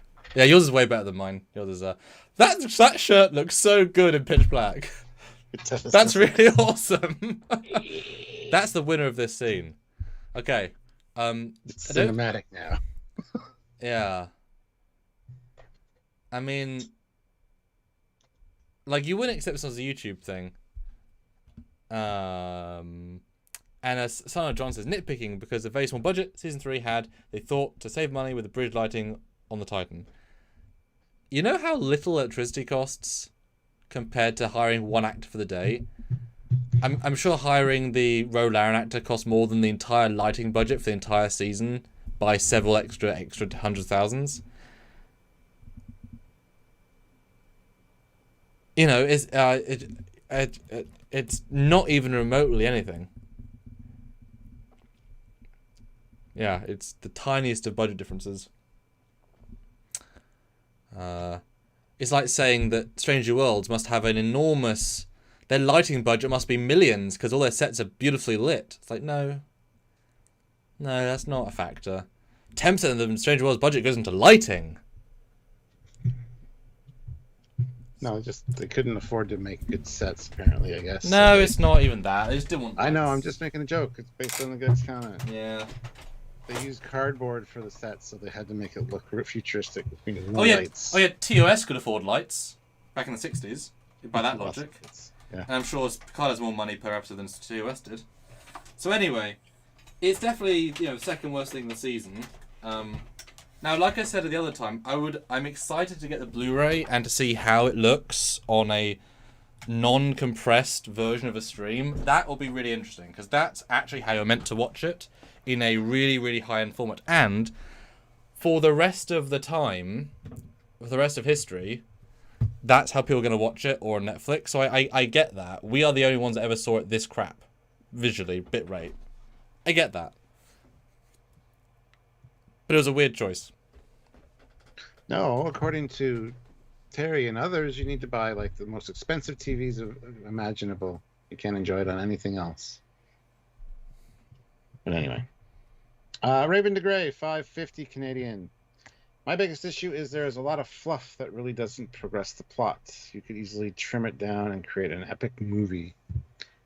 Yeah. You could definitely shave off like 3 episodes maybe. Don't know about a movie, but yeah, it's definitely more than a movie. It's two very crammed movies or 3 diluted movies. Gastro, $1985. Thank you. I said this before. When Troy beams on board, she says there's a darkness here. I thought she meant the lighting. Wah, wah. You know what's funny? I got so used to being dark, putting all the lights on makes my eyes go like, oh, bright. Right. It's so bright now. Spaceport, five pounds. Thank you. Lights, camera, action. Oh, sorry, the new track. Just camera, action then. And Samuel Classic. That's a great name. $5. Esri Dax ranked up faster thanks to Dax's experience. I see no problem doing the same for 7, who had decades of Borg, Voyager, and feminist experience. Wow, that's a misjudged point. I don't think each drone at the Borg Collective has gained experience for being a mindless drone.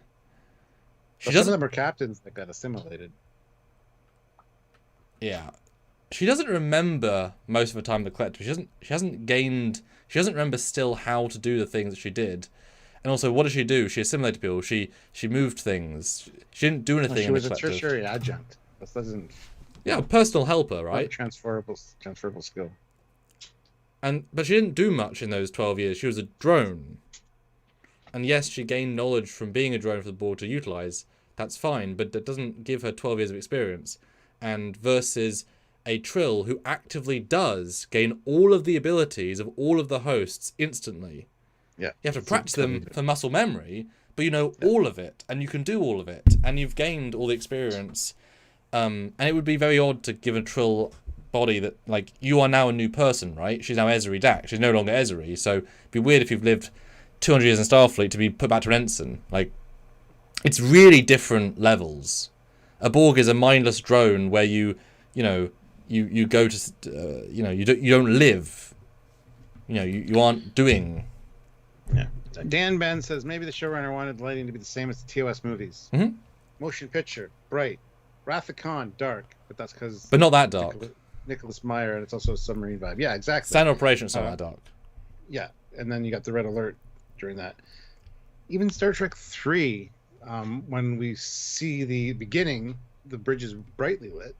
When they steal the Enterprise, yeah, it's a little bit darker. That's fine. Well, let me grab a shot. Let me grab a shot from Star Trek 6 to show you the darkest of the sets, just to compare. And Star Trek 4, super bright white bridge, looks great for like 2 seconds. It's on screen. Well, there's amazing floor panels. There's really just top tier. Star Trek 5, another bright bridge, but with dark consoles and like a darker brown flooring, carpet, of course. And it was still bright. Star Trek 6, which we're going to see in a second, also super bright bridge. Bridges are always bright, except for Ethicon, but that's because they were in a nebula. And they had... Well, it was a battle. They had issues. I mean, they're allowed to be dark. And again, guys, the point of this live is to go against what we don't like. Tomorrow we'll go against what we do like. So we're not cherry-picking, we're not whatever. It's just the things that annoy us in our fun retrospective. Because I'm having fun. Because no season's perfect. Okay, so this is the Star Trek 6 bridge. And this is the Picard one. Both... Wait, and they haven't left Space Dock yet. So this is 2 ships at Space Dock. Because do they leave Space Dock in 6? I think they do. They leave it at Space Dock at the beginning, yeah. Yeah, so this is 2 different Space Dock sequences. In 2 different Constitution classes.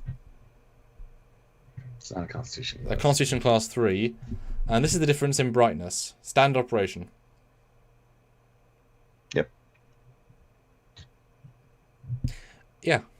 I mean, guys, what do you think? What do you guys think, Stuart?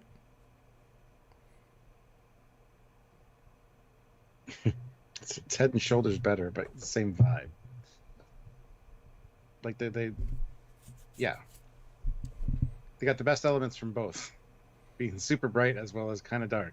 So I don't know. They did it right in Star Trek 6. Because it is actually very dark. There are points like next to the pillars are actually pitch black too, which I'm kind of surprised to be seeing here. But at the same time, like the fact that the floor is sort of a textured metal, the lights hit it and you see it. On the Titan Bridge, all you see is reflections, which just look like you don't see it. You just... All the characters you can perfectly see, the front 2, are lit. You literally can't see the officers. Yeah. I mean, it's infinitely better lit. Yeah.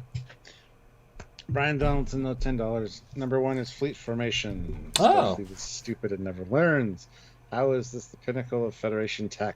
They've been doing this since TOS, and it always ends bad. Yeah, Ultimate Computer.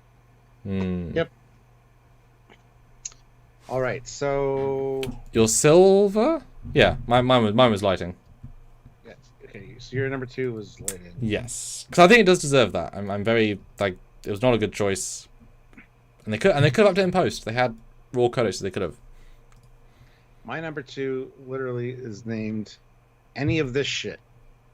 And it's anything having to do with Raffi repeating her mission to every person she sees for 3 or 4 episodes with no movement on said mission. Shut the fuck up. Or do your mission.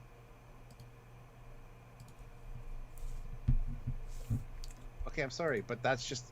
They wasted so much time on the Raffi shit that either didn't need to be there, just cut it all out, trim that fat, or have it be related to the torture going on with Section 31 that's stepped over a line, and maybe she's investigating that instead, which I don't know. I just think that, and also tying it into this theft at Daystrom Station, which is only like a week or 2 old, which doesn't give a lot of time for them to get the materials they need to do the transporter thing, which means they can't really, like we've said before, if they had been doing the transporter assimilation for years, it would be devastating.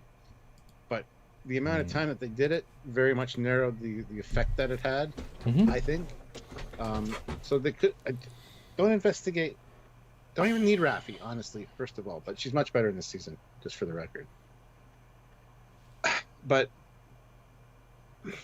how many times and how many people did she repeat her mission to? You pointed this out during our reviews multiple times, and I agreed with you. And now looking back at it, you're absolutely right. That first part of the season is hampered by this, because as soon as these scenes happen, it's like, oh, there's the brakes. All right, we're just gonna sit here for a minute. All right, really kills my sense of fun, and the pacing just hits a goddamn wall. So, yeah, shut up, Raffi. That's it.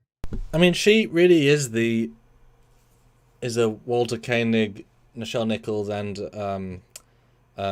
George Takei of TOS. Great actors, didn't get good material, and at least with them, they're doing situational stuff. So it's like, okay, they're nice, but they didn't get much that was cringeworthy. She's great, except when she's been given crap, and then she's not good. And I mean, you would think actors are quite self-aware. When you read your script pages for the day, and you're thinking, that's very similar to what I said a week ago. Oh, that's the same script. It's the third time I'm saying this in 3 episodes. Like, do I not have more to contribute to the story than reiterating the reason I'm doing this first 5 episodes? I don't. Oh, right. And then the Worf stuff is fun. Like, she improves with Worf, but then she tells Worf, Worf, my mission's... I know your mission. I put you on this mission. God damn it, Raffi. I was your handler. I gave you the mission. Oh, yeah. Like, that's what you do. This is what I was doing, just in case you forget. Did you not read my message? Yes, Raffi! I told you! Yeah, it's a waste of everyone's time. They didn't know what to do with her, and they wanted to pad the season because it was cheaper to film less arena sets than actually they have on contract. It was cheap, cheap, cheap. It's all it was. There was no other reason for this stuff than to save money and fill screen time. When we've got 10 episodes of a TNG story, you're wasting time is the worst thing you could do. Maybe bring Enterprise D in episode 6 or 7 and have time there when you don't want to waste time. Or have more scenes in Borg Cube, which would be interesting. Dealing with drones and other stuff. Not any of this, yeah. It should have been 1 episode on Mattel's Prime. And then 1 episode they have to go back to deal with a smuggler, maybe. After they found Daystrom. Fine. 1 episode, they meet up with Picard. 2nd episode they go back to deal with the guy. Great, we're done. Because I remember every week we said, oh, we're still here.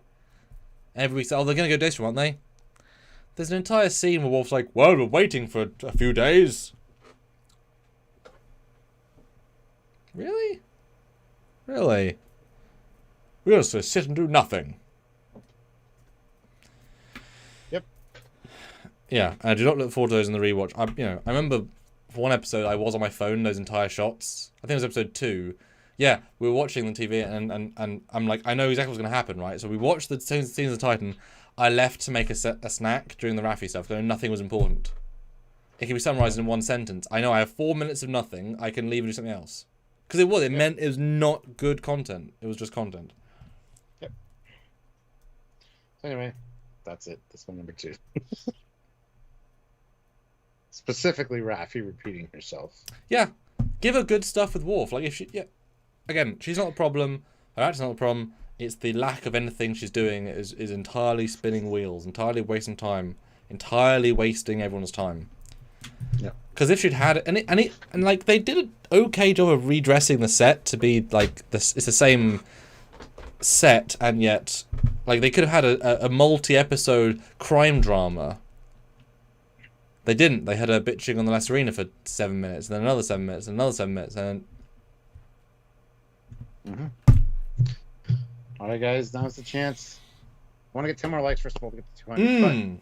But let us know what you think our number 1 is going to be. Super chat in. Yes. What is your worst thing this season? The yes. worst thing that annoyed you? The thing that didn't work for you. What is it? Let us know. Super chat in. We want to hear your thoughts. And we want you to guess and see what our number 1s might be. So I don't know what it's going to be. I thought it might be Distance. I didn't expect Lighting to be on your list. God, yeah, I'm a cinematographer. I'm like, it irks me. Like, we got used to it because we had to, but going back, it's like, oh. It tasks me. tasks me and I shall have it. Around the light stands of Nebula and the light boxes of Mordan. Yeah. No, I really want to know what you guys think. I really want to know what your least favorite. I really want to know. Pacing, Enterprise G, Jack in the Box, Changing, Undeveloped. That almost made it for me. The Jack in the Box mystery box thing, going too long. But honestly, it's just part of it. Threefold Path. No, indeed. Yeah. F being decommissioned, Killing Shaw. That was his number one. Shaky Cam. It's okay. Those are my shot. Okay. And ironically, the space shots were very not shaky cam. They were super stable. I got a screen cap for a video we're doing, I guess, later. And the shot where the D's flying through the antennas, it's ridiculously still. It's just loving the stability to kind of appreciate the scene. Oh, it could be doing this. And it's like lovely. It's really basic and it's great. Paul DeAndrea, $2, Enterprise G.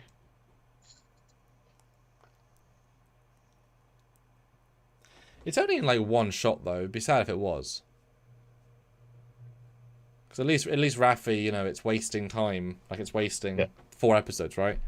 Because part of it is like how much of the season it's wasting or not wasting or you know. I'm excited for tomorrow's. Good metric. Yeah. So I'm excited for tomorrow's live where it's our best things and how many of them are going to be. How many of it's going to be like a moment versus a season versus a storyline versus, you know, like the scale of cool, right? Because there's so many good things about the season, really good things. Yep. And therefore, I'm really excited for tomorrow's one. So, you guys, make sure there's 198 of you, all of you come out tomorrow when the exact opposite, rather than complaining, will be really positive and overly positive because the goods are really good, but the bads apparently are quite bad because we had almost entirely different lists, and all of yours are on my list except like 2. Like after that. All right, let's see. Ronan, €2. Thank you. Least favorite. You've killed us all. Oh yeah. You said that. Riker giving up. Oh yes. But he was depressed by his son from 5 years ago. Still, pathetic old man, get off my bridge, bitch. Oh, I guess it was implied though that as soon as Riker left the farm, without Troy mind controlling him, in essence, he's able to get more depressed. I guess his dark could be even more dark. Because she wanted to take the pain from him, and he got used to that. Yeah. But you would think she'd stop after 5 years of doing that. Like it's not working. I mean, he's managing, but he seems hollow. Maybe don't do that, Deanna. Yeah. Maybe. All right. Well, let's do it to it. 3 more likes, guys. That's a 200. What is Samuel's goal? First place. Yeah, and keep guessing mine specifically, guys. I'm going to end the poll and start another one because I want to know one last thing. Are we finding legitimate problems with Season 3? 61% yes. That's pretty good. 26%, it's okay. Which I get, right? Only 13% nitpicks and stop. That's pretty good, I think. Yay. Because I think we've been very fair. Good. One more thing, guys. Guess mine. Just do one more quick poll. Quick poll coming, guys. Hit that like button if you haven't done so. We're almost at 200. Only one away. Also, yes, please super chat in with your worst thing this season. The thing that just did not work for you for whatever reason. Let us know. And if you still want to guess ours, I mean, Samuel's going to be saying his as soon as his poll is up. Read the poll, Stuart. Read the poll. Very dirty. I don't want to hear about Samuel's poll going up. But are you going to join us for our TNG review episode starting back up? The same live time, same live channel. 2 a week. Yes and no are the choices.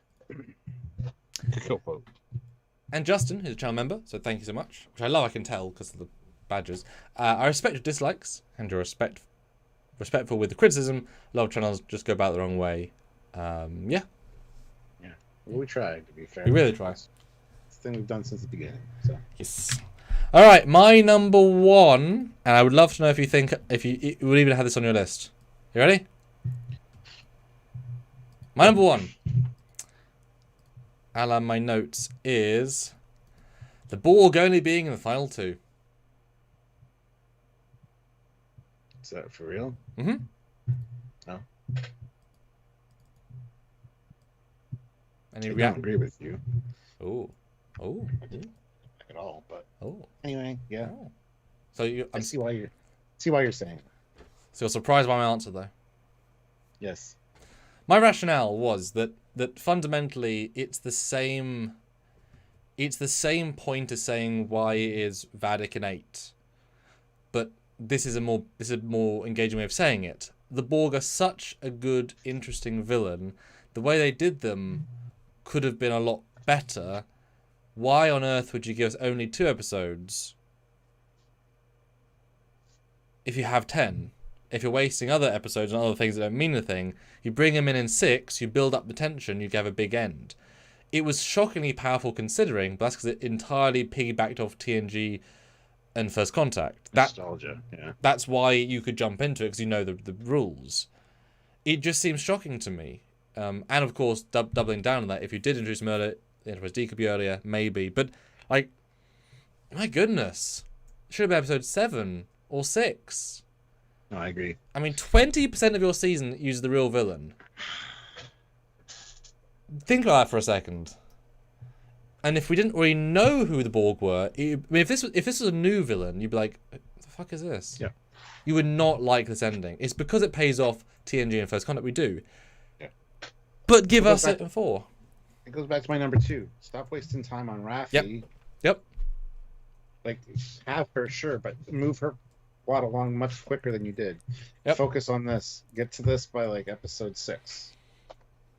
Yeah, I agree with you. Get the mystery box, Jack mystery box thing solved by 6. And Rod has a great comment. It's tough to watch the Vadic stuff knowing their entire need for being there. So Jack just goes to the Queen anyways, invalidating Vadic. It's also fair. What's the point in Vadic except to piss off everyone else and shoot the Vulcan we liked? Jessica Butler, for the record, I come here because you boys need to. Oh, we try not to, but thank you. I think it's just a difference of opinion as far as what that means. Yeah, well, yeah. It's just. Now having known the season, I'm going to be disappointed they're not introduced earlier. They're almost going to feel like an afterthought. And then the main villain. Because you could have so many, for example, it depends how you reveal it. Like, imagine if the Borg Queen's head had come out of the goo puddle, because why is it hiding itself? It shouldn't be. If that was the reveal of the Queen, or if a hologrammed the Queen, like, imagine, right? Imagine if that had been a Borg Queen fully assembled, like, looking healthy. We're like, what? To reveal it's a monster of itself. That would have been a great reveal. Like, the Borg aren't, they're back, they're strong, what happened? No, they're fractured, they're destroyed. That would be a nice reveal. Yeah. So we know earlier. That'd be fun. Doubling down, like you said, if Vadic found the Borg gave Vadic drones, which would explain that would also be great. So now you explain that connection. So you know from episode 3 that the real villain's the Borg, Vadic is their servant because they can't leave the cube, except these drones. I guess I invalidate that concept, but like that is just so strange. 80% of the season with the Vadic we don't care about, really, in the grand scheme, now. 2 with the Borg, which should have been 4. I'll accept 3, 4 be better, but 2 is just... Yeah. It just... That was the point of the season. Everything else was a lesser point. I don't get it. I don't get what... Well, I do. The reason really is that Terry Matalas wanted to direct a TNG movie about the Borg on Enterprise D sets. That's why, right? Yeah. But you can't really do a 3-hour movie. Pacing wouldn't work. I don't think you could also insist to direct 3, that'd probably be a bit too much as well. So I think that's probably why it was done that way. He saved the cool stuff for his episodes. He wanted the Borg reveal. And this is not, against whatever. It's all good. But you could have structured it way more full on. Yeah, totally agree. Now, do you understand why I picked it and you agree more? Yep. Do you We've think... been saying that all along, though. Like, they should have, once we found out the ending, should have been earlier. More time on the D. Just seeing those sets that they poured all that money into, and all the love that went into those to recreate them exactly. To have our heroes on the bridge. Like, come on. It's a team. Exactly, need more time with them. So. Yeah.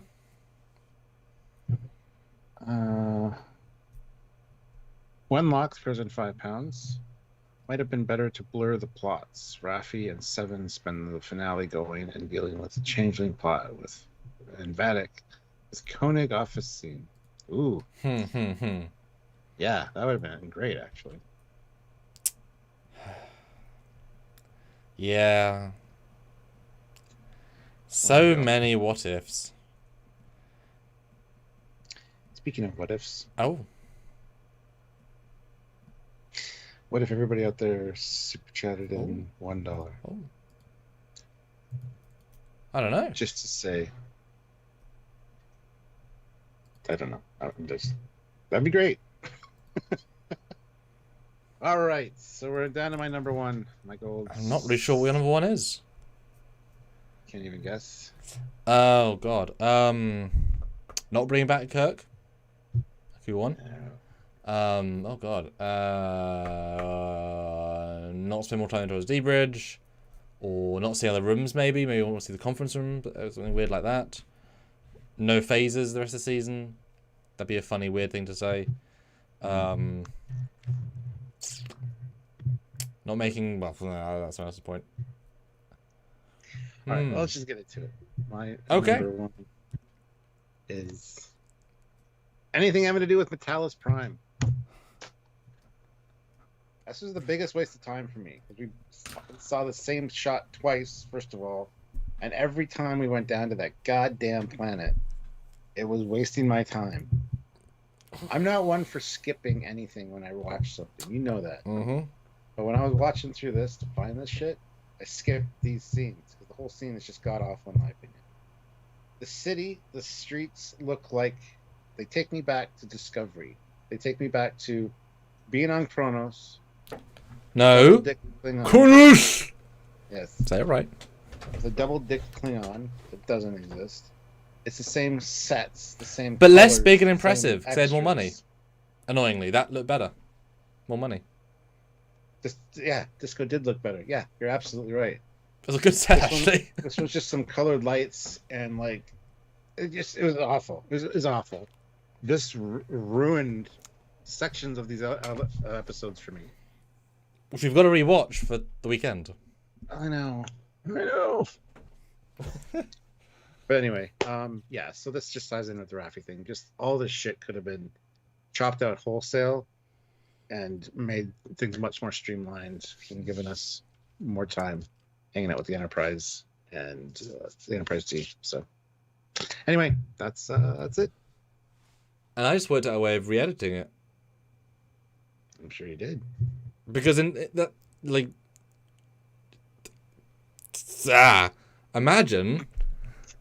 Sorry, I was brain. Imagine if you take. Cause it would be interesting if I took out these scenes from the episodes and just watched them without them. How would it feel structure-wise? I think really interesting, right? It would feel brilliant. But imagine if the season removed everything from Metallis, and you get up to the Rose stuff. Ro gets killed. You get to the end. Oh, her contact. Boom! It's Worf. First time I'm seeing him, but it's now earlier because we've taken out scenes, right? It's episode 4 now. Then I don't get the epic Worf introduction. No. Episode 5, 1 week earlier. And we do all of the Metal stuff in one episode, leading to him beaming at the end. All in one. Love it. And it's an action-packed spy drama, all the budget in one. Just do it all. You have Raffi, good scenes. It'd be much better. And there's no reason to repeat yourself either. It's one episode. You couldn't do that structurally because it's one episode. So you'd save time, you'd use time, you get the hologram trick, you'd get the fight with Worf, you'd get the stabbing a guy, you'd get all these cool things in one episode and then end on them coming back, leading to, we've got to go to Daystrom. Boom, episode 5 Daystrom, we've just skipped 2 episodes. Because Museum was before Daystrom? Yes. Yeah, you have to get Geordie first. Maybe. Yeah. I think so. I don't remember. God damn it. Yeah. So that would have been, and it would also give us a huge like contextual break from this movie of the Shrike and the Titan fighting, which feels like its own separate structure. You have a middle episode, which is the spice drama, then you go into the nostalgia stuff at the museum, the Daystrom, and then you go into the action. That would work much better. 100%. Wow. And you could re-edit the season. You could do that today and see how that would feel. Because you don't have to add anything. Because structurally, they're not bad scenes. That's the sad thing. Although, the changing will be different then. Because that would be revealed in the airlock. The fight with Jack. That would be the reveal then. Because you wouldn't get it. But I guess maybe if you take out the Worf reveal then, you then have the, is it a changeling, is it not? Yeah. And then you have Picard saying, is it a changeling? Well, David Noel says, but Mattel decided to deliver 10 episodes. Then give us scenes on the museum where they beam aboard. They walk through the corridors to Geordie's office. You see an exhibit or something in the background. You see Geordie's office, which we saw in much better promotional still than we ever did in the episode. Yeah. Still pisses me off. Mm-hmm. I mean, what 10 episodes? Just consider Did you see where they filmed his office? It was just in the briefing room of the Titan. Yeah. Yeah, do it. I mean, that's sure. All right. All right, guys. There we go. That is our lists. Tomorrow will be more positive. Yes. Yes. But this was fun, though. It's fun. These are ideas that I was able to re-engage with and with a true retrospective knowledge. Now, some of these might be tweaked after we watched in the series because, of course, like my memory of it is based on week by week by week. Now I'll see it differently. I'll tell you what almost made the list. We'd love a few more super chats, guys. We're almost at a minimum. We'd love that. Help us out if you can. A few 5s, we're golden, right? I'll tell you what didn't get on my final 10. I'll burn through them because you'll agree with most of them, I think. Yeah, I've got 4 of them too. I'll mention too. Okay, Changelings just being dropped at the end as a story plot, just thrown away. Yeah. Lack of larger board queues, which I think I'll go back. I'll see them, but that's what I'm seeing now. Inventing a new first Nemesis uniform for no reason for a scene, just use a Nemesis jumpsuit. Yeah. Small, but it's stupid. Laris ignored. There you go. Seven running into a changeling in a corridor. Him shooting the bucket for no reason rather than her. He didn't shoot as he was running up to her. Getting shot, doesn't get hurt, and then shoot her then, not the bucket. Yeah. Shoot her. Take the bucket. What the fuck are you doing? No ships can track at warp. Starfleet can track. Starfleet can track the Titan is a plot point, and then suddenly can't track it. Well, which is it? You made a whole point of always being tracked. That's why we're in the asteroid, the debris field. That's an entire plot point. Okay. Vadik, idiot plan, season 3, episode 7. Like, just do a better plan. Don't stay on the bridge the whole time. Do something clever. The Bounty's bird of prey cloak not being detected instantly by anybody ever. Should have been. Long intention no longer exist. Shelby gets killed instantly. Yeah, those are my honorable mentions. My honorable mentions are not enough bridge time with the crew, which ties into like it should have been earlier in the season. Jack mystery box lasting too long. Mm-hmm. Titan being rechristened as the Enterprise G. And this bullshit room, which is the room that Geordie is in with Data at the end. Where Data's behind the everything room. It's a freaking corner of a corridor. Well, There's a thing in it. Well, it was the cloaking room. It was the nacelle evacuation room. It was the room with the breathing masks with Jack. But it worked better than the room in season 1 at least. No. So yeah, those are my ones. All right. I asked you guys, 111 who voted. are you going to join us for our TNG reviews? And I'm thrilled to say that 83% of you have said yes, which is wonderful. Thank you very much for that. It'll be fun to go back and watch it now. Really, really fun. Seeing Enterprise D Bridge again, but for realsies. But guys, final super chat. We'd love like 2 or 3 more last minute before we jump into tomorrow's. Oh, speaking of, Brian Donaldson, $1. Thank you. Samuel Classic, $10. 7 also had 27 years with Voyager plus Venice Rangers doing work. Starfleet abducted during its angry phase or its angsty phase. Y'all know we pay for these by the character, right? At least read the entire question. The fuck? I always read the entire super chat. I try to. And 7 had 4 years on Voyager and First Ranger. We've no idea what she did, so it's hard to say that her time there will be Starfleet ready for captain material. She clearly was a very not Starfleet captain when she was... All of her scenes were alone in fighters and the less arena. She wasn't a team player that can run a ship. She never got the sense she was part of a team. She never got the sense she was a group. She actually seemed like a loner, actively choosing to be a loner because everyone hated her because of being Borg. Does not maketh a good captain. Matt says he'll throw in $10 or Sam says, shoot her. Shoot her. What was that from? Jurassic Park. What, the... Very opening of Jurassic Park where they're shooting the... They got the...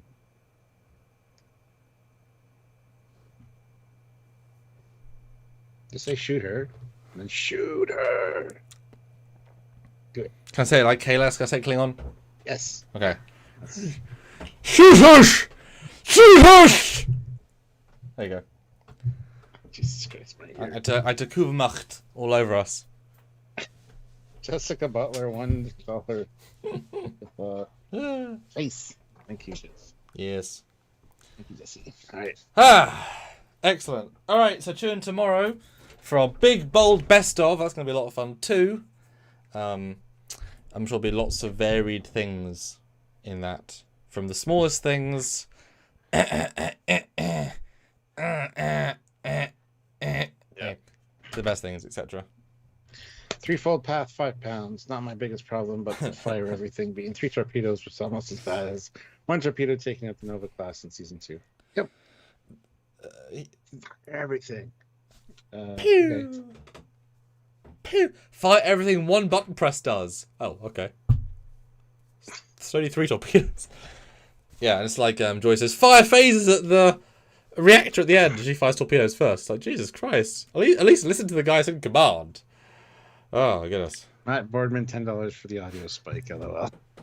I do apologize to all people. Yeah. All right. Exciting. Good stuff. Well, thank you so much for watching, guys. Tune in tomorrow for the things we love best. Yes! Top 10. That's going to be a lot of fun. And then, yeah. We'll see you then. Mm-hmm. So until then, he is Menderkakings. Here's Captain Foley with a special guest, Dog. Many dogs. Many Yes. dogs. Thanks, guys. See you tomorrow.